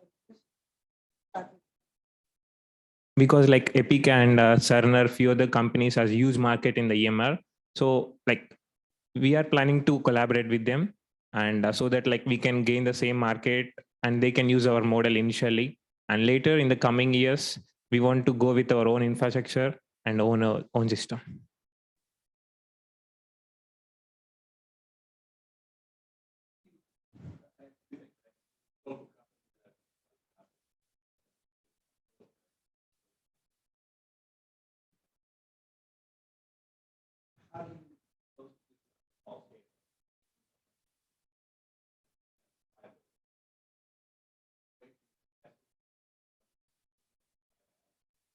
Like we are planning to start local small clinics. Initially, we are planning to start locally with small clinics like Tallahassee Memorial.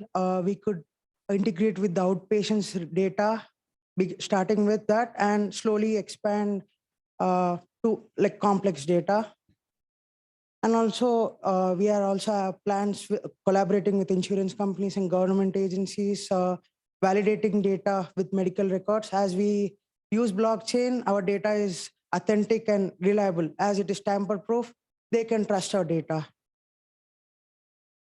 So is your go-to-market strategy to sell your architecture to Epic or IBM? Okay, Yeah. so that you don't want to actually compete with them. You want to give them a solution and Yes. sell it. Yes. All right.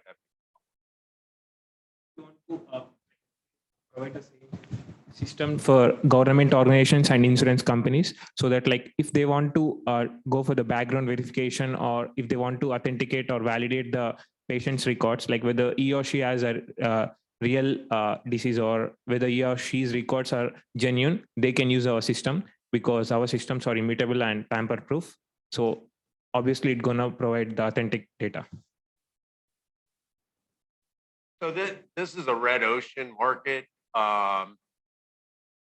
Have you thought about other markets? Like I'm thinking this would be a great application for construction permitting process stuff. You think it could be adapted for Other industries, like other than health sector? So right now, if you want to build something, inspector has to come out. They like sign off on stuff, and that information has to go back. Somebody else has to sign off on it. Yes. It's like it's really Yes. So the nice thing about the blockchain technology is like wherever the data involves, we can implement the blockchain technology there.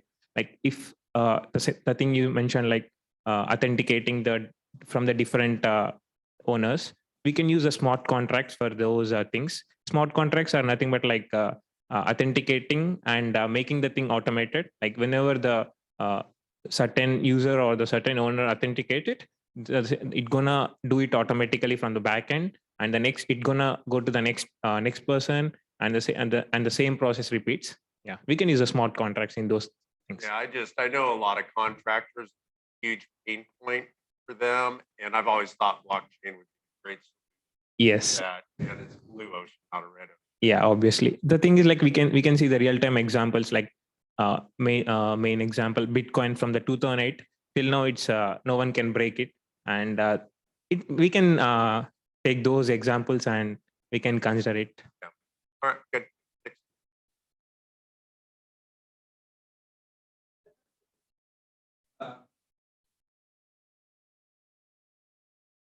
Big guy, big guy. Work with somebody that like Mark was saying, you had the opportunity to blockchain. Right? Smaller.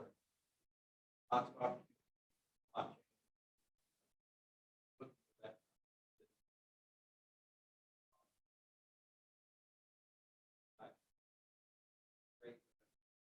Yeah, to your point, Mark, I mean, you guys are in Tallahassee and you have access to government officials and the permitting process so antiquated.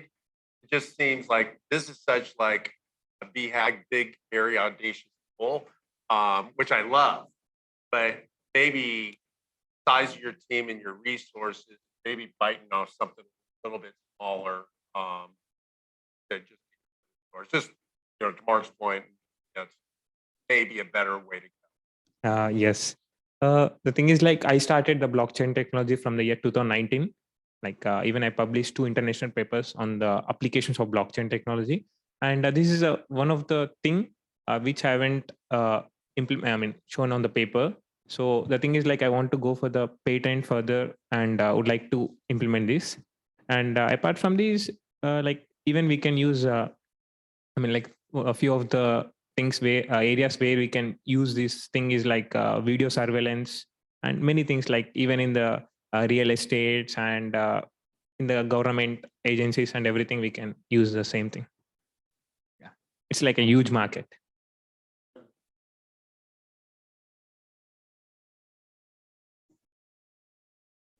Yeah, thank you.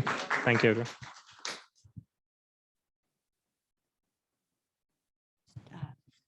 1 p.m. Thank you, guys.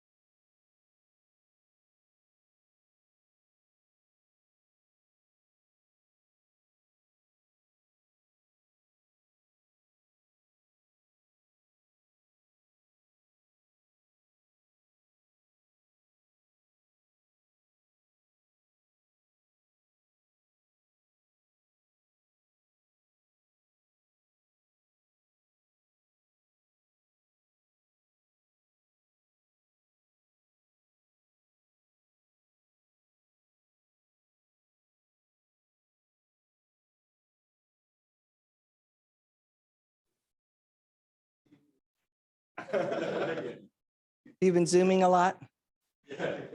Is it good? Sorry. We'll start when the judge, you want all your judges here. Gotta get all those points.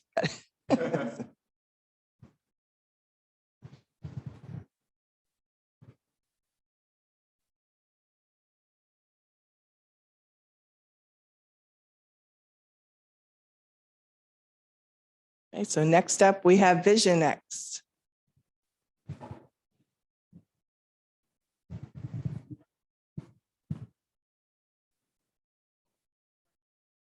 Hi, my name is Alexis Leonard. Hi, my name is Peter. Continuously, we've had that you're too short to play basketball. You're not smart enough. You're not smart enough. You're not smart enough, and don't color beyond the lines. You know, these are things that we hear. We are taught to accept limits so easily, but they are not real. You know, limits can be defined in so many ways, and that might be the problem. You know, I define limits as the things that hold us back. You know, 4 years ago, I left the shores of Ghana, my family, and came to the United States to pursue my education. Now, before I left the United States, I looked for this beautiful home online. And I was excited that I was going to live in this place when I come to the United States. Now, I looked for it, I booked, I placed my order, did everything, and I got the house.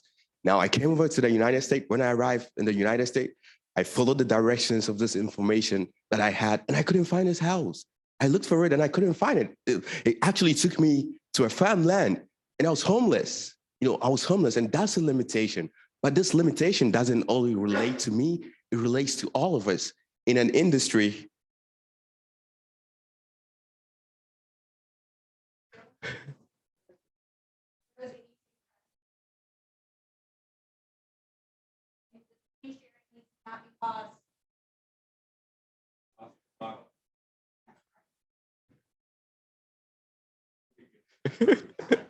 Okay. Okay.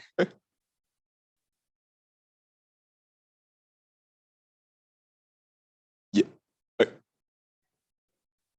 Okay. So in an industry where there are wasted time, wasted money, stress, and scams, and we all experience this. But I have something important. Maybe we all are saying, why does it matter? Well, let me show you.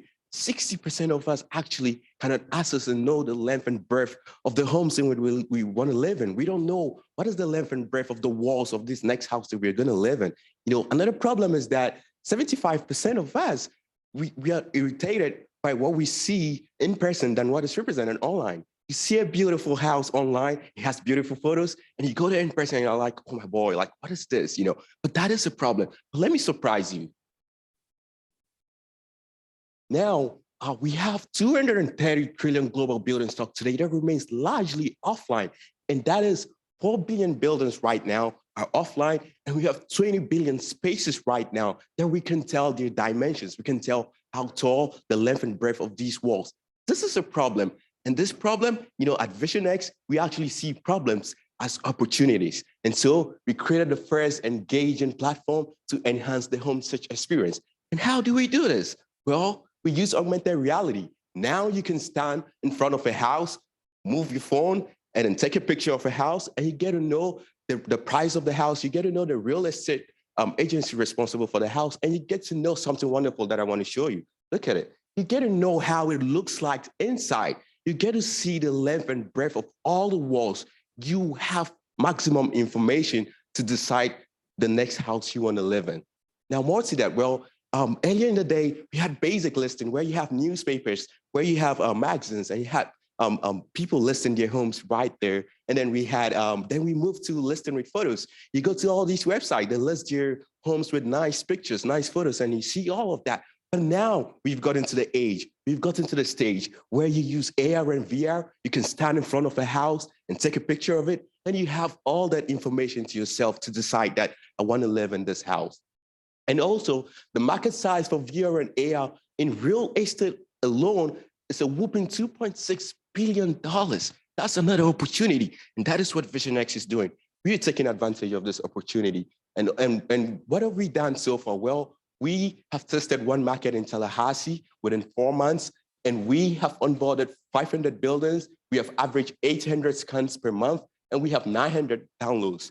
Now we're able to raise $5,000 within this 4 months through the micro grants from Jim Moran. And also, how do we raise money? Well, we raise money through our various customer segments. That's the base segment, which is for people that just have one property. We have people who have multiple properties. We have people who are developers, and we also have people who are, companies that are real estate agencies that have thousands of homes and all of that. Now we have a basic fee where you just pay to upload your house there, and then we just charge you per scan, and a scan is $0.5. So whenever anyone scans, we make money. And also, we have an environmental fighting factor. What are we doing? We're trying to protect our environment. And we are ensuring that we are reducing the number of carbon dioxide emission in our atmosphere by providing e-scooters with our applications right fixed on these screens where you can ride around each neighborhood and you get to see the information of these homes right on your screen. And you don't have to use a gasoline vehicle right now to actually tour around neighborhoods. You have to use something much more cleaner. And that's what we're fighting for. Now, how do we compare with other competitors? Well, we are fast, we are interactive, and we're engaging. We have a sustainable mission. Compared to other people, well, we have the ordinary way of a slow and conventional way of finding homes. We have a textual search where you just go online and then you try to type the name of the house. And then we have variable and verified results. You're not happy with what you see. And also, we are proud to announce our partnership with LNG Studios, a 3D visualization company in Canada that has over 3,000 homes, where we have partnered with them in a deal that we are providing our recognition systems to help people in Canada have access to their 3D visualization, where they can just take a picture of a home and have access to that. Now you may be asking, who are the brains, who are the people behind this beautiful and amazing project? Well, above the highly skilled and talented people that you see here, there's something so wonderful. And the wonder of this is the symbiosis between ourselves and our vision. You can never take us out of the vision, and you can never take the vision out of us. Now we are raising $10,000 to be able to build more on our product, to add more talent to our team, and expand into new markets. Today, VisionX is transforming buildings into data with the best of engagement, and tomorrow, our data will increase the value of every building. VisionX is a company of the future, and the future is now. Thank you.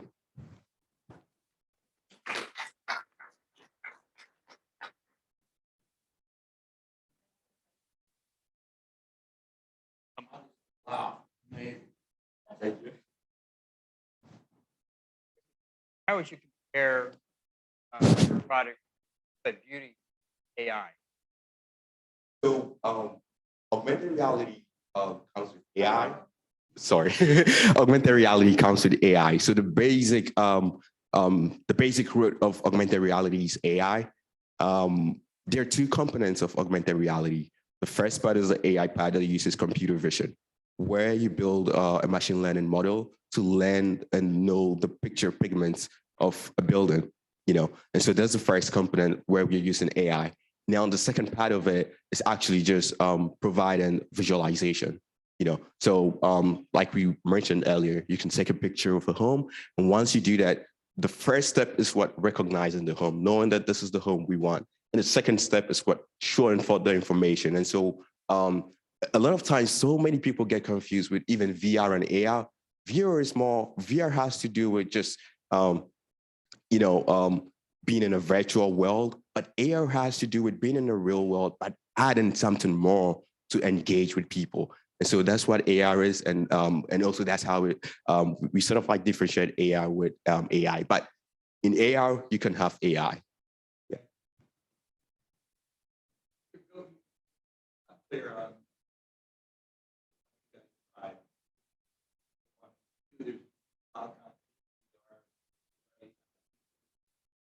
What are you going to do with it? You're saying, I take a picture of my house, put it up. You guys are going to take it. Thank you for your What are question. you doing about competition? Yeah, thank you for your question. Well, so what we are providing is giving access to people to information about homes. And how we are doing it is letting you have the opportunity to take a picture of a home. And once you take a picture of a home, let's say I want to buy a home. I go outside on the street and I take a picture of a home. I want to know the price. I want to know who is responsible for it. I want to know how it looks like inside. I want to know the dimensions, the length and breadth of the walls. So that is what we are providing, which no other company right now allows you to stand outside a house and take a picture and have all that information. We are the first to do that.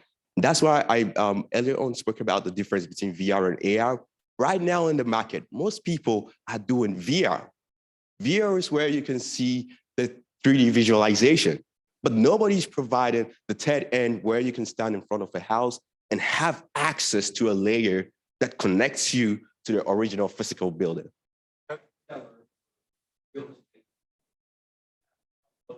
Each and every one of those developers. Yeah, exactly. Yeah. So it's more like what we call in business the chicken and egg problem, where you have two people that you want to bring together at one center. So we have the realtors or the real estate people who have homes, and we have people who want to buy homes. So we are in the middle, and we are providing the services of people accessing information about homes. So people can put their information on our software, and people can access that information on our software through augmented reality. Could you go back to your visualization slide? Right? Yeah. One more. Yeah, right there. Yeah. So how I understand this, correct me if I'm wrong, this is a B2B play, right? I mean, you're going to be working directly with realtors and really simplistically saying like sometimes when you're driving around, you see a house for sale and they'll have a flyer that you can grab. Right. Instead of a flyer, you're saying I can hold up my phone and then I can get all the data. I can do an interior search, things like that. That's what your company. That's what we are doing. Yeah. Thank you. Question. Yeah. One, how far into the development stage are you? And I see the visuals, but for next experience. And then also, do I have to stand in front of it, or can I just search? So we have two options. Actually, the app is live. Like I said, the service has been there for 4 months already. We have had houses onboarded. We have had people using it and downloads. Now, you have to stand in front of a house. There's the first use case. The second use case with machine learning is that you can just, if you have the image of the house, let's say that I'm a realtor and I have my business card.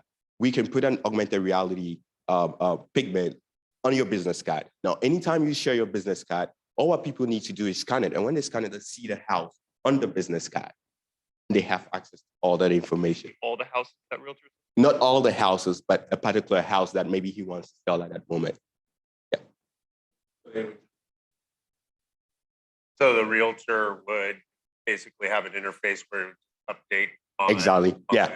Yeah. Yeah. To David's point, it'd probably be better if it could be all the homes that they have, and then the person could scroll through them and click. That would be better.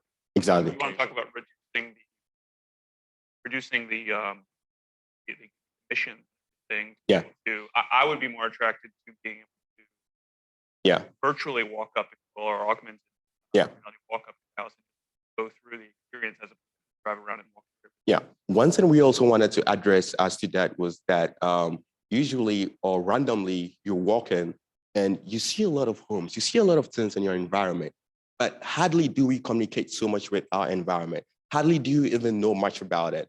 And so because I had that experience where I saw a home, I liked it, but I had no information about it. So at that moment, I wasn't thinking of buying a house. But one thing my dad taught me was that exposure is key. You never know you can buy a house until you're exposed to the amount. So we want to give people that random opportunity to get to know more, to have knowledge, to have information about these homes, to decide more and go further with it. You can do this today to some extent with Zillow app, right? No, you can't do an augmented reality situation. Yeah. For the most part, I see a house for Zillow, I can get all the information about that house. Right. Your slide with differentiation competitors didn't really address the fact that you guys are offering an experience and I would just encourage you to really work on for this. Yeah. Make sure that you're like focusing on really what do you bring to the table rather than this is like me saying I have great customers. Okay. Okay. Yeah. For you guys, this is this is interesting. Yeah. You guys you're offering an elevated. Yeah. Right. What are your revenues? So revenue. So when we started, we had a funding of $5,000 from the JMC grant, but we ran into a challenge, and the challenge was that so many realtors didn't want to pay for our service. So what we did was actually to give a free month trial to so many of the realtors before they actually started. So 2 months, that's from January. We gave 2 companies, Norman Group and also EK Realty, 2-month free trial. Their 2-month free trial is going to end this month, and then we're hoping that they're going to renew. But that was a stumbling block that we faced. Even though it's free, what is the use of it? Are you able to track how much actually? Yeah. We've had 500 homes on board. We've averaged 800 scans per month. There are months that we're going to have 1,000 or even more. And we've had 900 downloads so far in Tallahassee. And we only have homes in Tallahassee right now. That's what we have. Yeah. Yeah. I could just display it right now for you.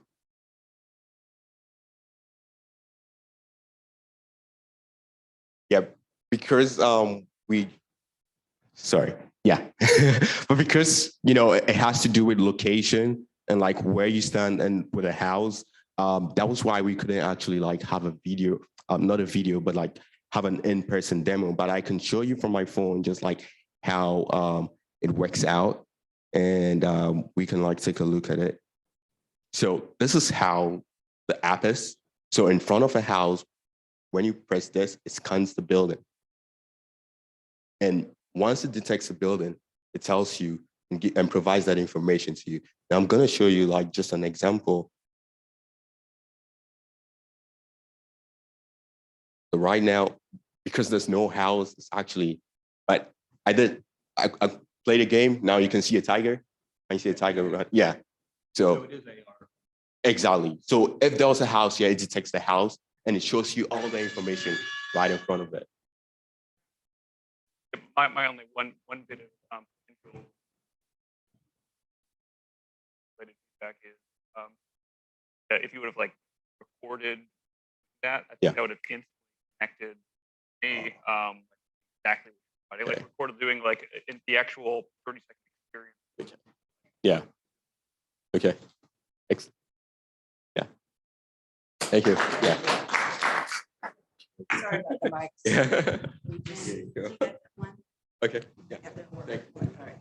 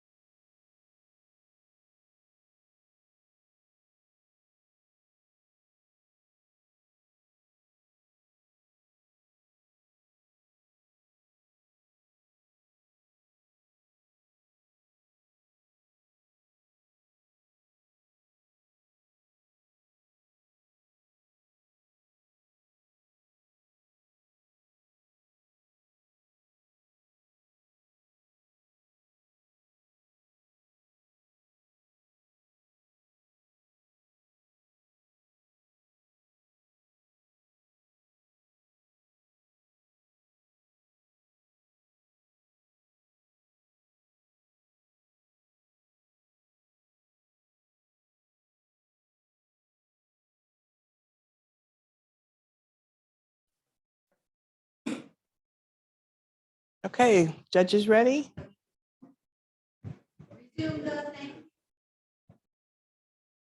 All right, so we have Mansur Edbrook Technology.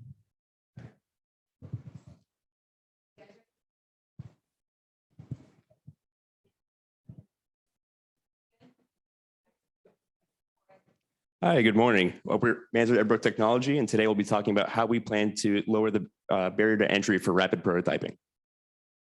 So as engineers, every single day we're tasked with developing a product from scratch. We usually start off with drawings and we move up in fidelity to cardboard models, to wood models, to the more feasible ones with 3D printing and CNC milling.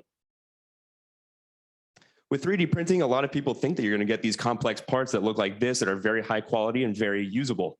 But in reality, we end up dealing with things like this that are complete messes, failed prints, and they're totally unusable for us. So a lot of people have gone on to do CNC milling and skipping the 3D printing step. And these are a lot more high quality, these are a lot more complex, and these are very viable to use later on. However, these machines are very large, very expensive. That's me for scale compared to one of these machines.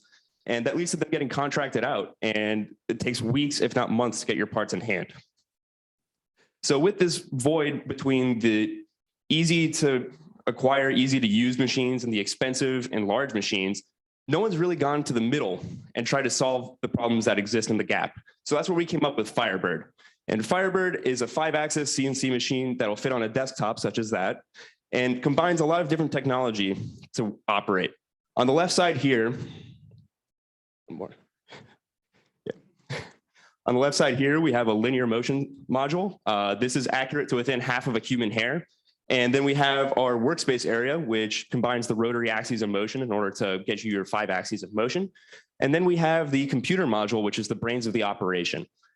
And one of the biggest advantages that we have is programming. So machine code was originally invented in 1949. And in order to make a part like that up top, you have to go through and write pages upon pages of code. And if you see a little scroll bar there on the side, that goes on for a long time. So we want to try and move to a more modern program and one of the most popular in the world with Python. And this is very powerful and allows for a lot of modularity within the program and also lowers the talent needed to actually operate these machines. We have a lot of technology that we're proud of in Firebird. We have that micron precision for our linear motion. We have vibration dampening, modernizing the programming language and integrating AI into the actual workflow. However, without a good strategy to market, we have no chance of success when we finally get there. So we want to talk a little bit about our market.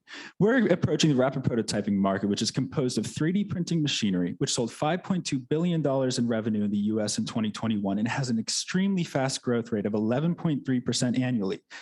On the contrasting side, metalworking machinery is a very established market, selling $33 billion in the US in revenue in 2021, and it has a 1% growth rate annually, but has a very low rate of innovation and is ripe for disruption. We say taking that accessibility of 3D printers and that complexity of metalworking machinery and combining them and finding a blue ocean in the middle.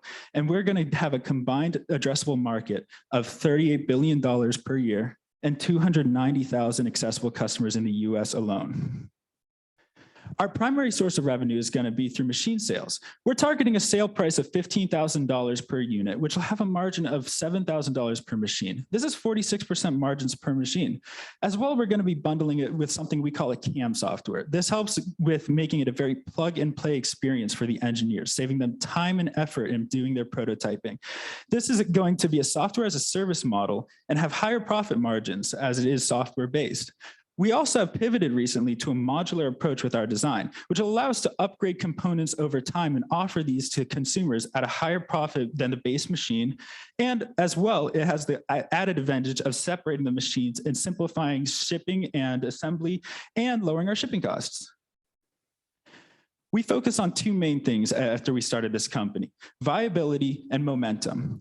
After founding in January of 2020, we received a grant from the Jim Moran Micro Grant Committee. Since then, we've really snowballed, receiving the Tech Grant Award from Innovation Park and scholarships from Florida State and FAMU FSU College of Engineering. We've raised $27,000 in capital to date, completely non-dilutive. In addition, we had the opportunity to participate in the NSF I-Core program, where you got to speak with over 40 companies and project managers in those companies that we feel could benefit the most from our value propositions. We tested them against automotive giants like Tesla, aerospace organizations like NASA, and biomedical companies like Restore 3D, as well as established educational institutions such as MIT. The feedback that we got was extremely important to us and helped us pivot and go with our design so that we feel very confident with the technology that we're putting on the market. We're very proud of what we made today, and we truly believe that Firebird could be as big of a step as the 3D printing was in terms of our day-to-day prototyping. But we also have a timeline to the market that is ambitious and will get us there in a competitive way with the current state of the market as it evolves. In 2022, we're continuing with product development, as well as protecting our intellectual property through patents and copyright protections of the programs. We're continuing our fundraising so that we can execute the rest of this plan moving forward at the timeline that we've set forward.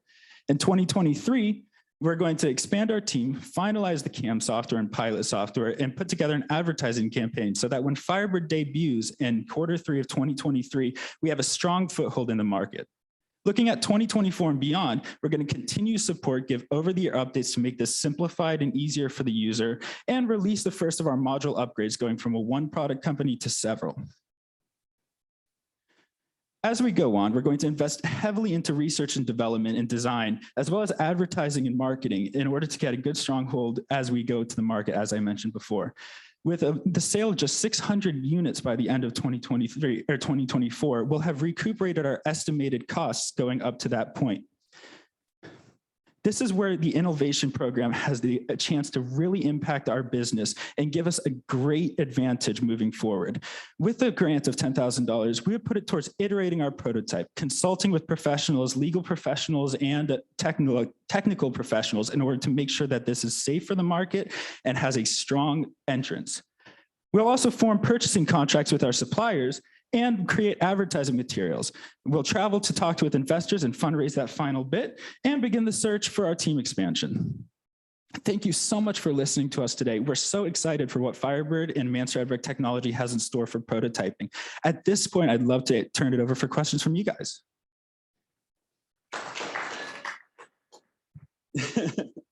Is it a working prototype? We do have it moving and vrooming all around, but logistically, we couldn't bring it all for you today. We're very proud of it. We were getting it kind of doing these cool curvy motions last night, and then we ended up running into a snag when we were trying to move it. So, So it hasn't actually made it.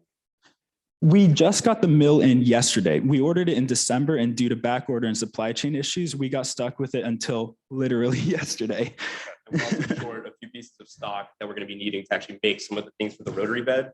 So once we're still missing a gearbox. We are like 2 or 3 pieces of stock, but as soon as those come in, we're gonna have the drawings for them made and we can get them made. All this stuff. What's your anticipated barriers from actually working the way you?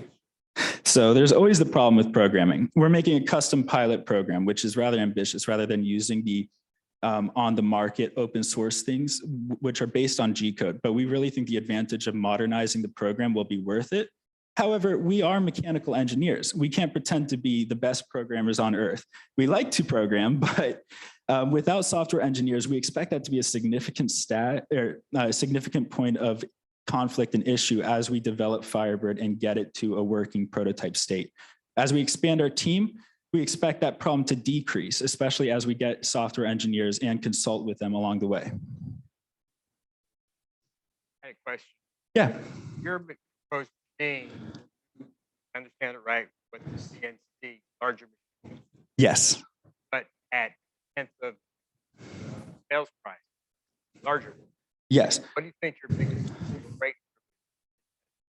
Our biggest single breakthrough is, to an extent, compromise. So this is a scaled down machine because we aren't relying on the output speed that machine shops really consider critical. When they get 20 orders on their list, they want to do those 20 orders as quickly as possible. But as you're prototyping on day to day, you can afford to wait a little bit longer. So we're sacrificing some of that production speed for the convenience of having it with you and in your system rather than having to go out of your program to get and use it. The other thing too with those machines is they're so large that vibration dampening is so easy just because it has all the weight there. And with something on a tabletop, you're kind of sacrificing some of that weight, getting a little bit more portability. So we're trying to figure out how we can make a machine that size, dampen vibration, as good as a machine that big. But you're saying the speed is going to be low. Slightly, yes. Yes. Question on that. I'm assuming all of this would probably be subject to utility. Probably couldn't inherently. Is that probably correct? And what kind of research be done in that? CNC is not a new market. It's been going on since the 1950s is when it first was invented. So most of the individual things, like you said, have been patented and already expired, including with 5-axis milling, which is the most, advanced that reasonably you could get without going crazy with your 6 or 9 axes and crazy different systems. But we would be looking at a utility patent as well as new vibration damping technologies that we've been developing that we think could be an isolated technology patent like that. Okay, here last year, you guys really taken it to the next level. Thank you so much. But also, you can see a lot of parts as well as prototypes. That eventually something you guys market, or do you want to stick with advertising it as a Absolutely. So Firebird version 1 that plans to go on the market is focusing on your prototyping and your designers and engineers. However, as a whole, it completely works for both. So we want to, over time, develop cheaper and smaller modules that'll be more hobbyist focused or more educationally focused that will work better for your part designing, for your art pieces, for your sculptures and things like that. And so that's what we plan on developing in the future and creating different versions of Firebird. But for this version, we think our strongest market is with businesses. What's been the number one alpha that Ken Baldoff has given you? And what's been the number one delta? Would you like to go with that? So by alpha and delta, could I? What's Ken excited about? What's Ken's biggest? Ken is super excited about having something new and new methods of prototyping in his facility. So the Innovation Hub is awesome, and they have all these 3D printers, and I think they actually got a 3-axis router, which is more limited in what it can cut, but he really wants to see expanding his tool set for the students to use and offering them new methods of achieving their projects and goals. And that's what he and the director of the Fab Lab were really excited about. But I will say they are concerned about purchasing orders. Being in the education system, that was their biggest snag, that they said, well, without getting 1 million signatures, it's tough to buy a unit like this.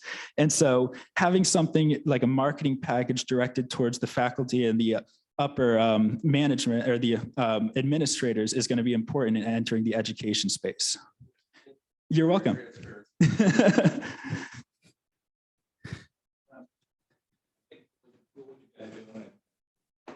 Thank you.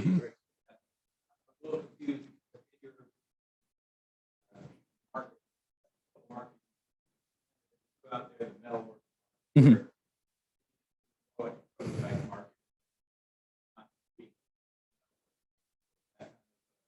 We expect it to be much stronger in that 3D printing / prototyping market, but there's a significant part of that metalworking market that is dedicated to prototyping. We received our source from. We believe that it combines both, not to the fullest extent of $33 billion of the metalworking market, but we believe that there's some space that we could eliminate and compete with a significant portion of the metalworking market. Individually, this would help increase supply and volume for your machine shops potentially, and creating different versions of this would also help compete with them a little bit more directly.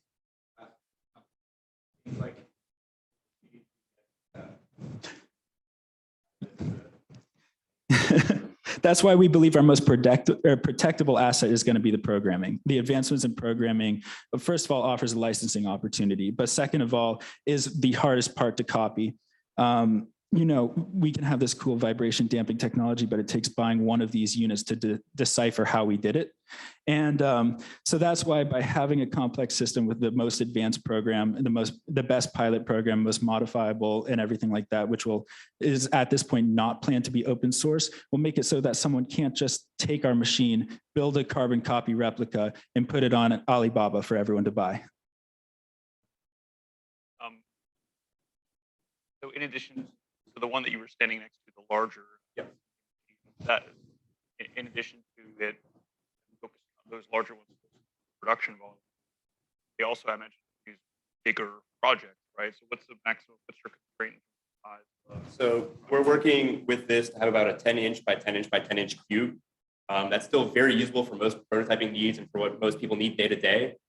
Those big machines, I mean, it's stuff probably about the size of this laptop stand.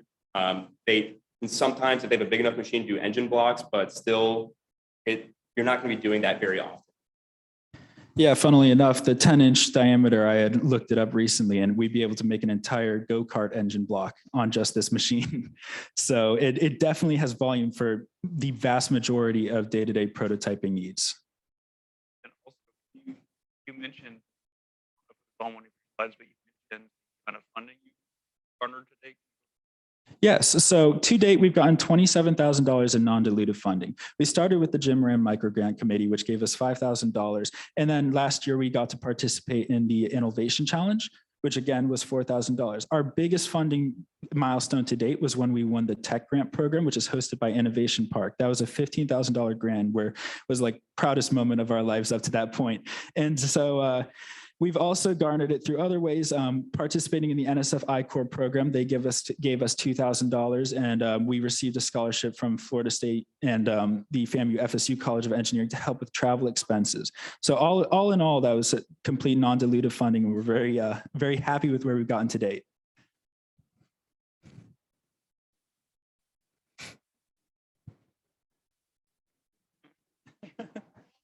Thank you all so much.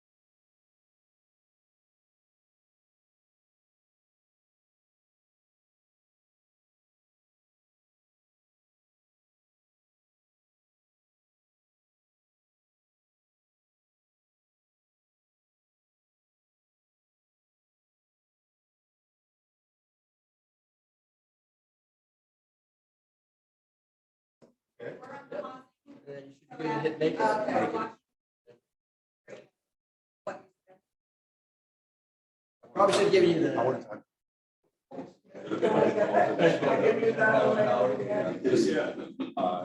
I'm marking.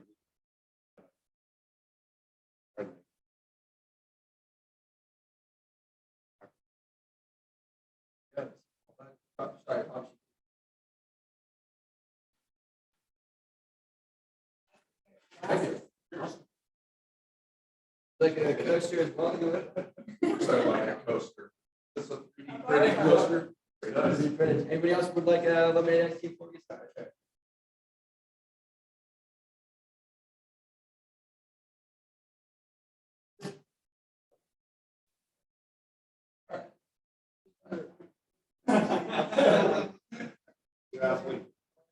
Yeah, pretty good. Ready to go? This is the time I'll get it started. All right, judges ready? We have the PG version of Barbot. Y'all see me okay? Hello, everyone. Thank you for coming today. We are the Barbot. We like to think of ourselves as experienced to provide quality drinks to the everyday connoisseur. Who we are, I'm Chris Calvi. I'm a senior in mechanical engineering along with my friend Brett. He's also a senior in mechanical engineering. He came up with this idea a couple of years ago, so he's the founder, whereas I'm the chief technical officer. I assist with every little thing I can. But at Barbot, we aim to provide a convenient, overall, customizable drinking experience. So some problems that are addressed when it comes to at-home bartending experiences is that it might not be the most convenient option to always make your own drinks. Some of these products similar to this on the market don't really work that well. They have bad reviews or they're really expensive.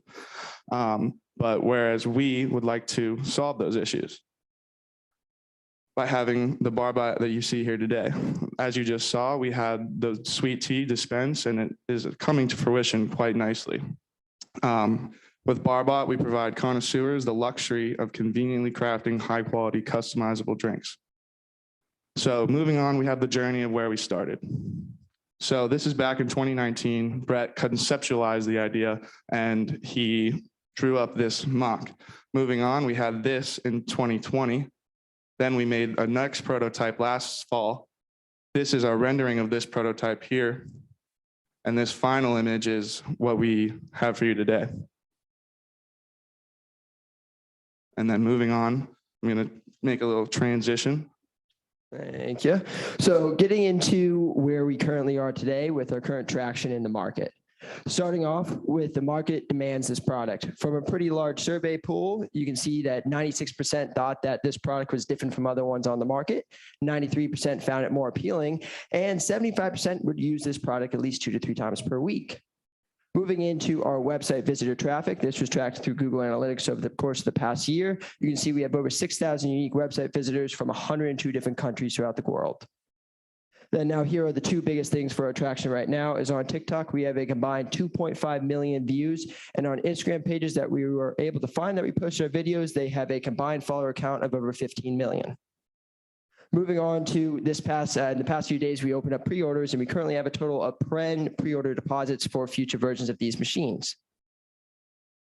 And we are currently supported through the Jim Moran micro grant and also the FAMU FSU College of Engineering. This is currently a senior design project, so we've been able to work on it all the year and really hone our idea. And in the future, we will be competing in the ACC Inventure prize competition representing FSU in the following month. Moving on to the market. So here are 2 facts that are pretty big for us. The smart home beverage machine market will reach over $2 billion by 2026. Another fact is the home alcohol market is projected to reach $1.1 billion by 2025. The machine right over there, now that is targeting towards our home audience. Moving into why we are better than the competition. Now over here, here's a mock-up of our mobile application. I do apologize for the font, something did not transfer properly. And the main differences between our machine is that you can use any beverage. As you can see, the 2 tanks on the front, you can stick in any beverage you want to inside of those tanks. It is portable. It features a rechargeable battery, so you can just charge it up and bring it wherever you want to go, whether that's your next tailgate or cocktail party. You do not have to worry about power. It is fast, so it can fill up a drink in roughly about 12 seconds, and it is also affordable at the price point that we are shooting for. So now if you take a look at, here's our other 2 competition out in the market. And as you can see, the drinks are going to slowly start to fill up here. And the main thing about R1 is that it does not use pods. You can use any drink that you want to. The other machines, so you got Bartesian, that is priced at a similar price point to R1, but it uses these pods that have a very limited selection. It also, R1 also features a battery, which is unlike any others on the current market. And you can see how much longer it takes for the other machines to fill up the glass versus R1. So now moving into our financial projections. Here are our 3-year projections. In year 1, we're expecting 10,000 machines to be sold, increases to 22,000 by year 2, and by year 3, we are projecting about 50,000 machines to be sold.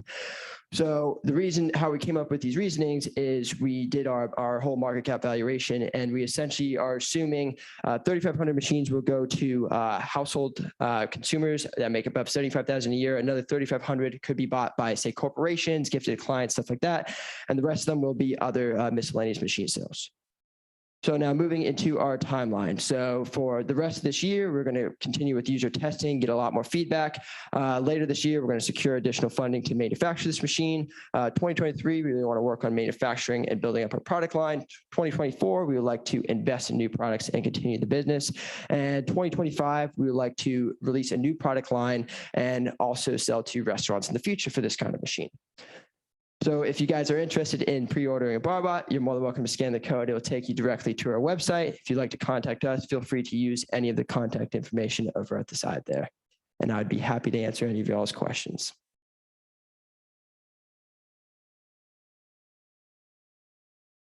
I have a question. How many ingredients, let's say you want something that has a lot of, how many can you make? Yeah, exactly. So take a look at these containers. These are not our ideal containers because realistically, you would not need to store 2 liters of fluid inside of here. But you want to do a container that you can more so split into, say, 2 parts. So you can really do 8 different things inside there. In the future, there might even be containers that have 4 things inside of here. So you can kind of have like simple syrup, your lime juice, your lemon juice, and whatever else in there that you don't need in really high quantities. My wife and I are tiki bar experts. And I gotta tell you, this is amazing. Awesome. Thank you. You know, so many times we go to tiki bars, but so many times we go to the tiki bars, for instance, and there's a new person that doesn't even know. So, you know, if you got a high selling drink, you know, down the road, I think it's 2025, is that kind of what you're thinking is to sell to restaurants? Yep. So you would have one machine set up, let's say, sell their perfume. And or could it also be programmed to sell, like, let's say a hurricane takes 4, but you got another drink takes 3. Can that be programmed to do both drinks, or is it only programmed in that to do the hurricane? Yeah, so for a commercial machine, we would be doing something much bigger than this. So you would be able to fit in here. I'm just going to go back a little bit to more so the mobile app. Realistically, you should be able to do a very large range of capacity with commercial machines, something that's going to be much bigger than this, and something that also stores a lot more volume than this, so that way people don't have to constantly fill it. Another option is us selling, say, pre-made beverage mixes. So say we could already sell a Hurricane ourselves, that they can just buy that mix through our website or something like that, or say Cisco, something much larger kind of giant to distribute stuff to restaurants. Like what you were saying, this is kind of our initial idea for that mock-up, something where you could kind of put in what drinks you have loaded inside the machine, and then it kind of populate with, okay, so you can make a cherry mule, you can make a Paloma, something like that, something that can really kind of expand what somebody is interested in looking at to drink today. It's just kind of just like, I guess, adding on to their taste. And you have a utility patent on this? We currently don't have any patents. I've looked into it. It's a little bit out of the price range currently, but that's something that we definitely want to look at it for the future.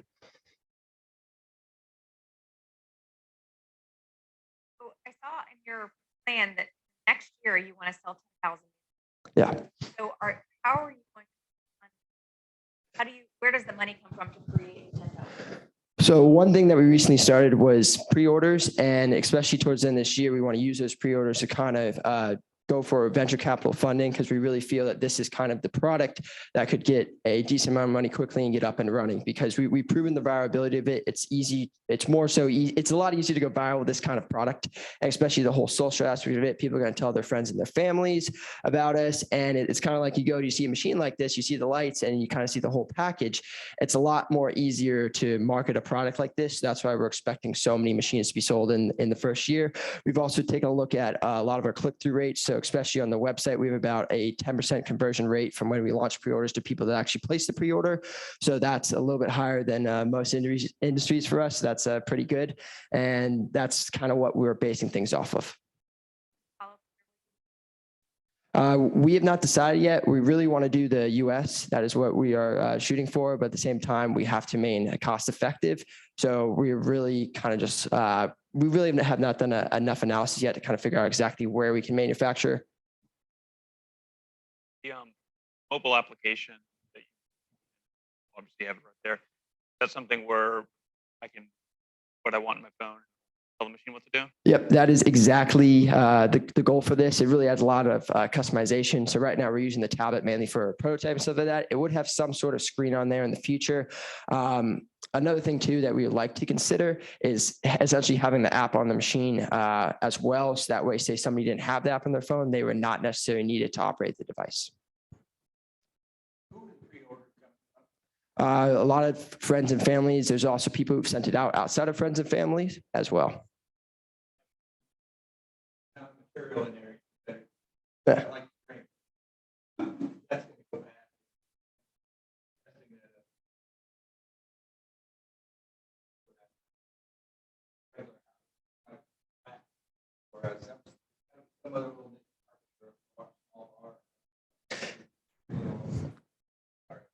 Yeah, so our target market is more so millennials and stuff like that. We feel that as a larger market. The college market also is a large market as well. But mainly it's really open up to all ages, to be honest with you. It really also depends upon, because what we would like to do is sell, what I was speaking about earlier, is say different size containers, because really that kind of depends upon what you're serving, because adults are not going to, or more so millennials and older young adults are not going to be needing the volume for this versus say you have like a college party where you could easily go through a container of this size. So it kind of is giving the users the flexibility to more so for their application.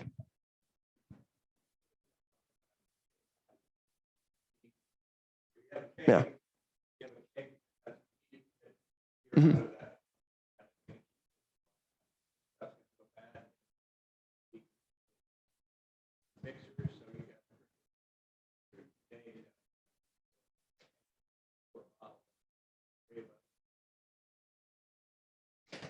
Yeah. Mm-hmm.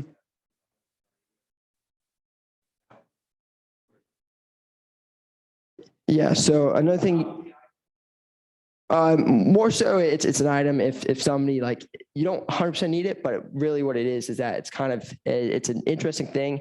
It really allows you to make a much higher quality kind of cocktails, because not everybody's gonna know how to say make a Paloma or a Cherry Mule. It really gives the users, all they have to do is just put it inside of here and it gives them the same drink every single time. It's very consistent. It allows them to make, say, craftable drinks.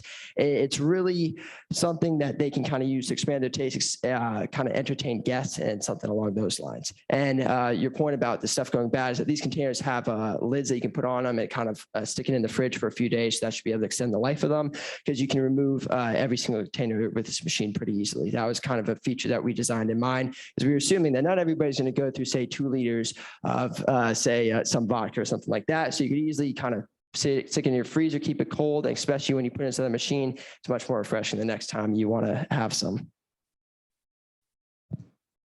Looking at the picture, you don't have to use those containers, no. Right? You can just use like a water bottle. Yeah. Water bottle or not a fifth. What's Yeah. the size below it? So if I go back to, should be the end picture. You can see we have, we got a Red Bull and we got an Absolute in there. So you can essentially use whatever you want to. Yeah. Yeah.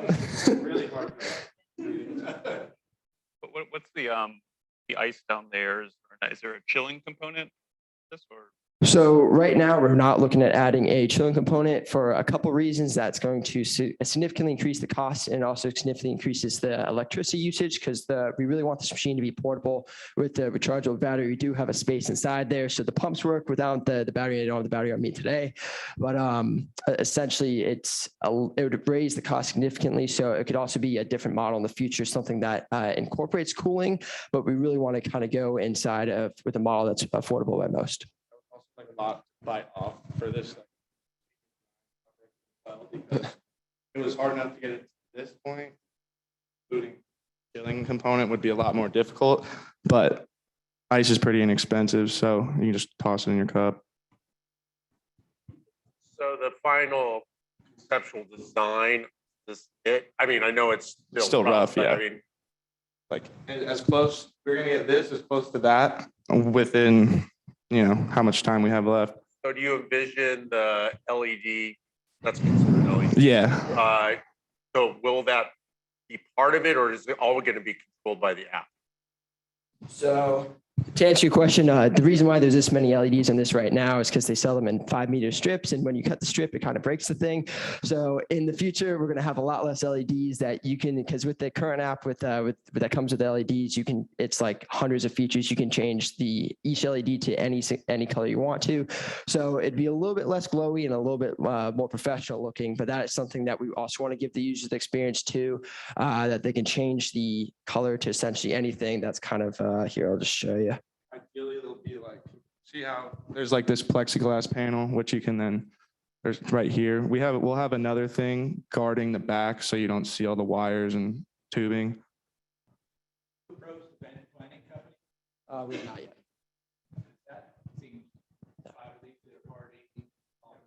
Mhm. Yeah, no, that definitely is a great idea. Awesome. Thank you so much. So, well, thank you all for listening. Thank you. Well, before you all go, would you like to make yourself any drink or? Not that kind of drink.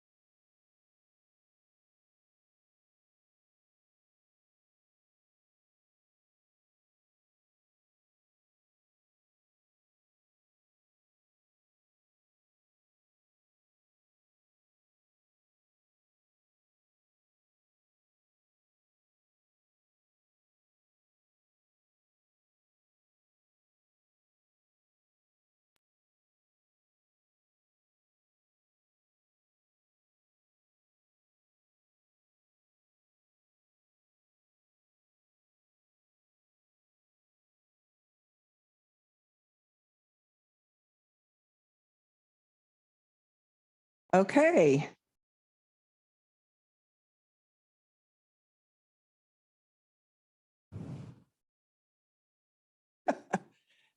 So the judges will now announce the winners of each category, starting with the finalist.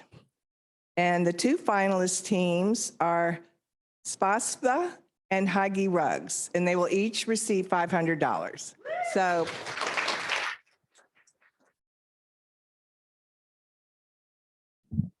you'll go up for a photo as well. She's going to give you a check. Phones out of front pockets. Oh, I'm gonna.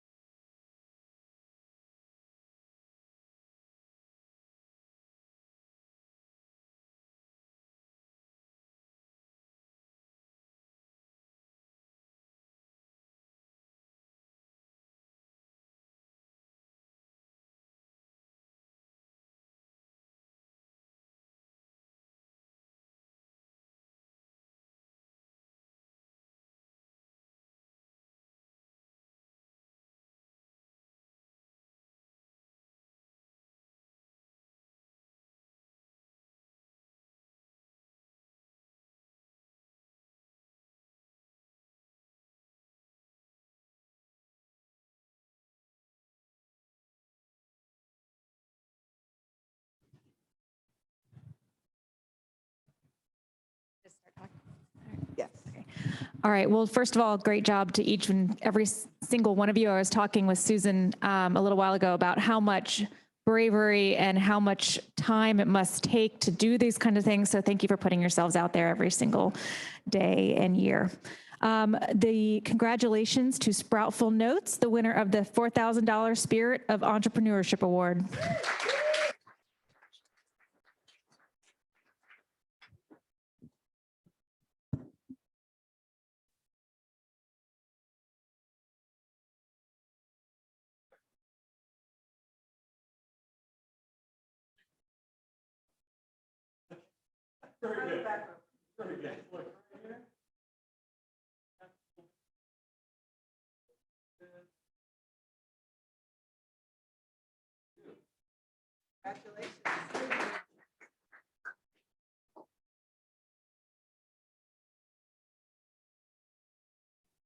So Mark McNeese will announce the Jim Moran Challenge Social Venture Award. Thank you. And this award is given for the greatest social or environmental impact of a company. And this year's winner is Madison of Full Horizon.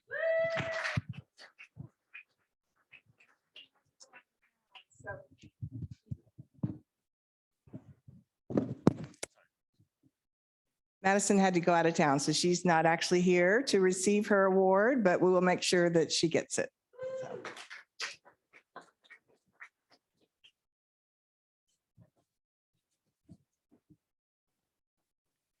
So next we will have Gary Brand with the Most Viable Award.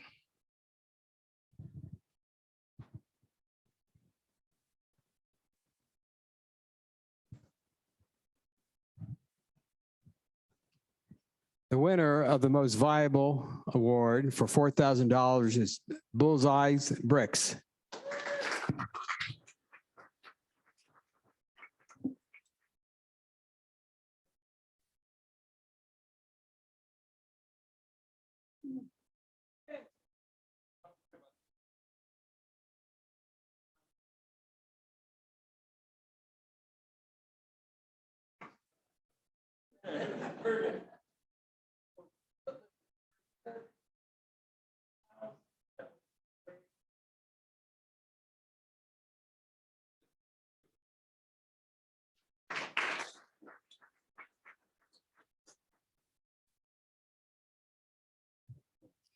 So David White will now give out the Divvy Up Most Scalable Award.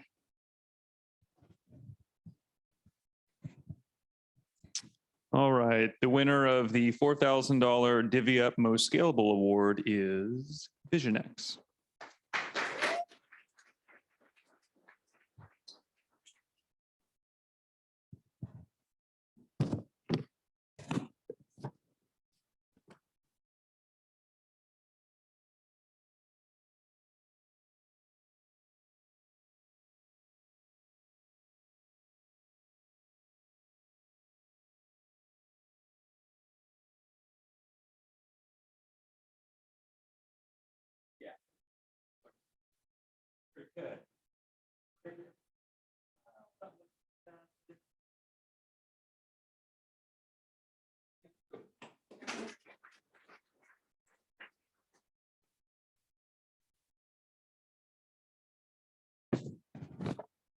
So Mark Scott will give the Mark Scott Most Innovative Award.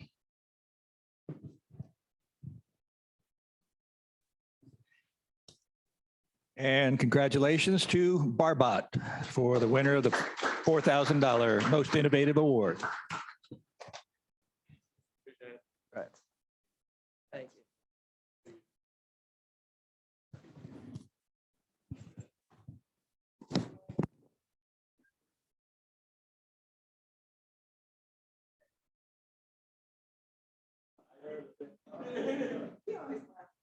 Okay, very good.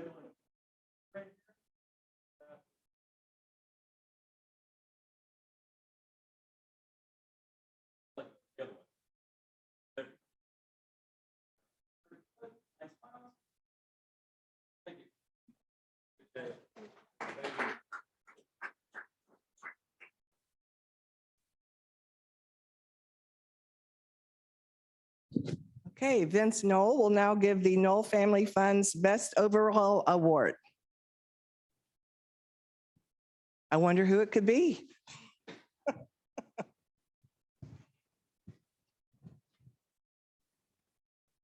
Yeah, I just want to quickly say that my wife Susie and I have really been honored to be here. And you guys are just amazing. Every single one of you guys is just incredible. And your thought process and the excitement that you have, I mean, all of you are going to be very, very successful. So really proud to honor you guys and also award Manzer Edbrook Technologies as our winner.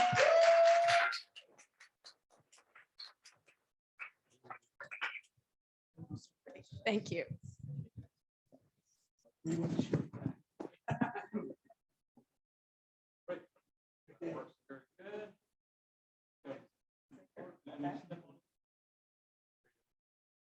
Everybody take about a step forward. Very good. Right here. Right here, smile.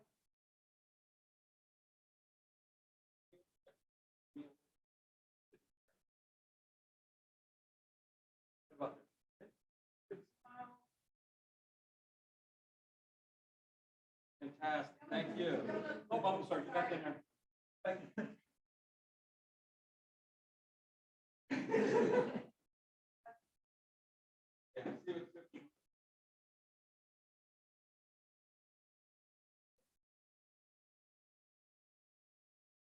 No, stay right there. Yeah. You're good where you are now. Good smiles.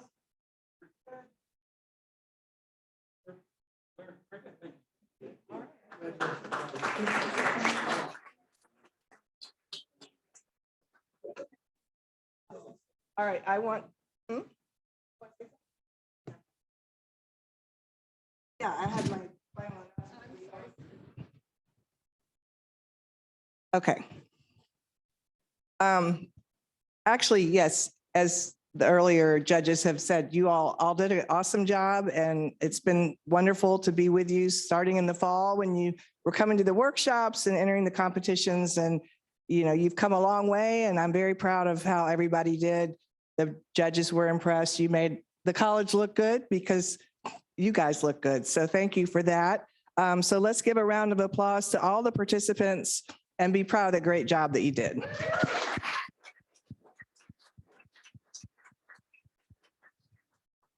So I want to say a thank you to Caitlin Simpson for keeping the application process and the workshops organized. She's been the communicator extraordinaire that got everybody in the right place at the right time, and making today run so smoothly. I also appreciate Rosie Lopez, Sterling Spasaro, Kaylee Blanchard, Lisa Lopez DePena, and all of their help and support today, because it takes a village. So we appreciate that to make it all work so well. And of course, Dean Fiorito, because none of this would happen without her. So thank you for that and all your support. So last but certainly not least, we'd like to thank Mark Scott for donating the most innovative award, and Divvy Up Socks for donating the most viable award. And a big thank you to the Knoll family for donating the $10,000 first place prize. And it's been a pleasure having you here today. So.